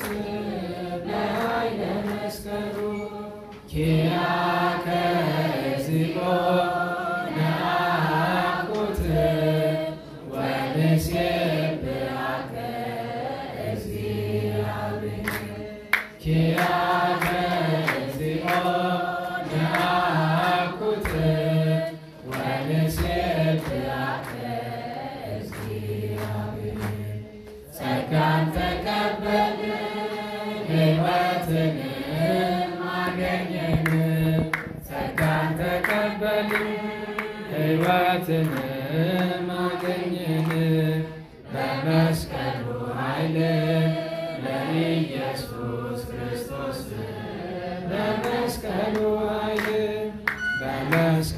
ኃይል ለኢየሱስ ክርስቶስ በመስቀሉ ኃይል አቤቱ አንተ እናመሰግንሃለን እግዚአብሔር። አቤቱ አንተን እናመሰግንሃለን እግዚአብሔር። ቸሩ መድኃኔዓለም በሰላም ያሳድረን።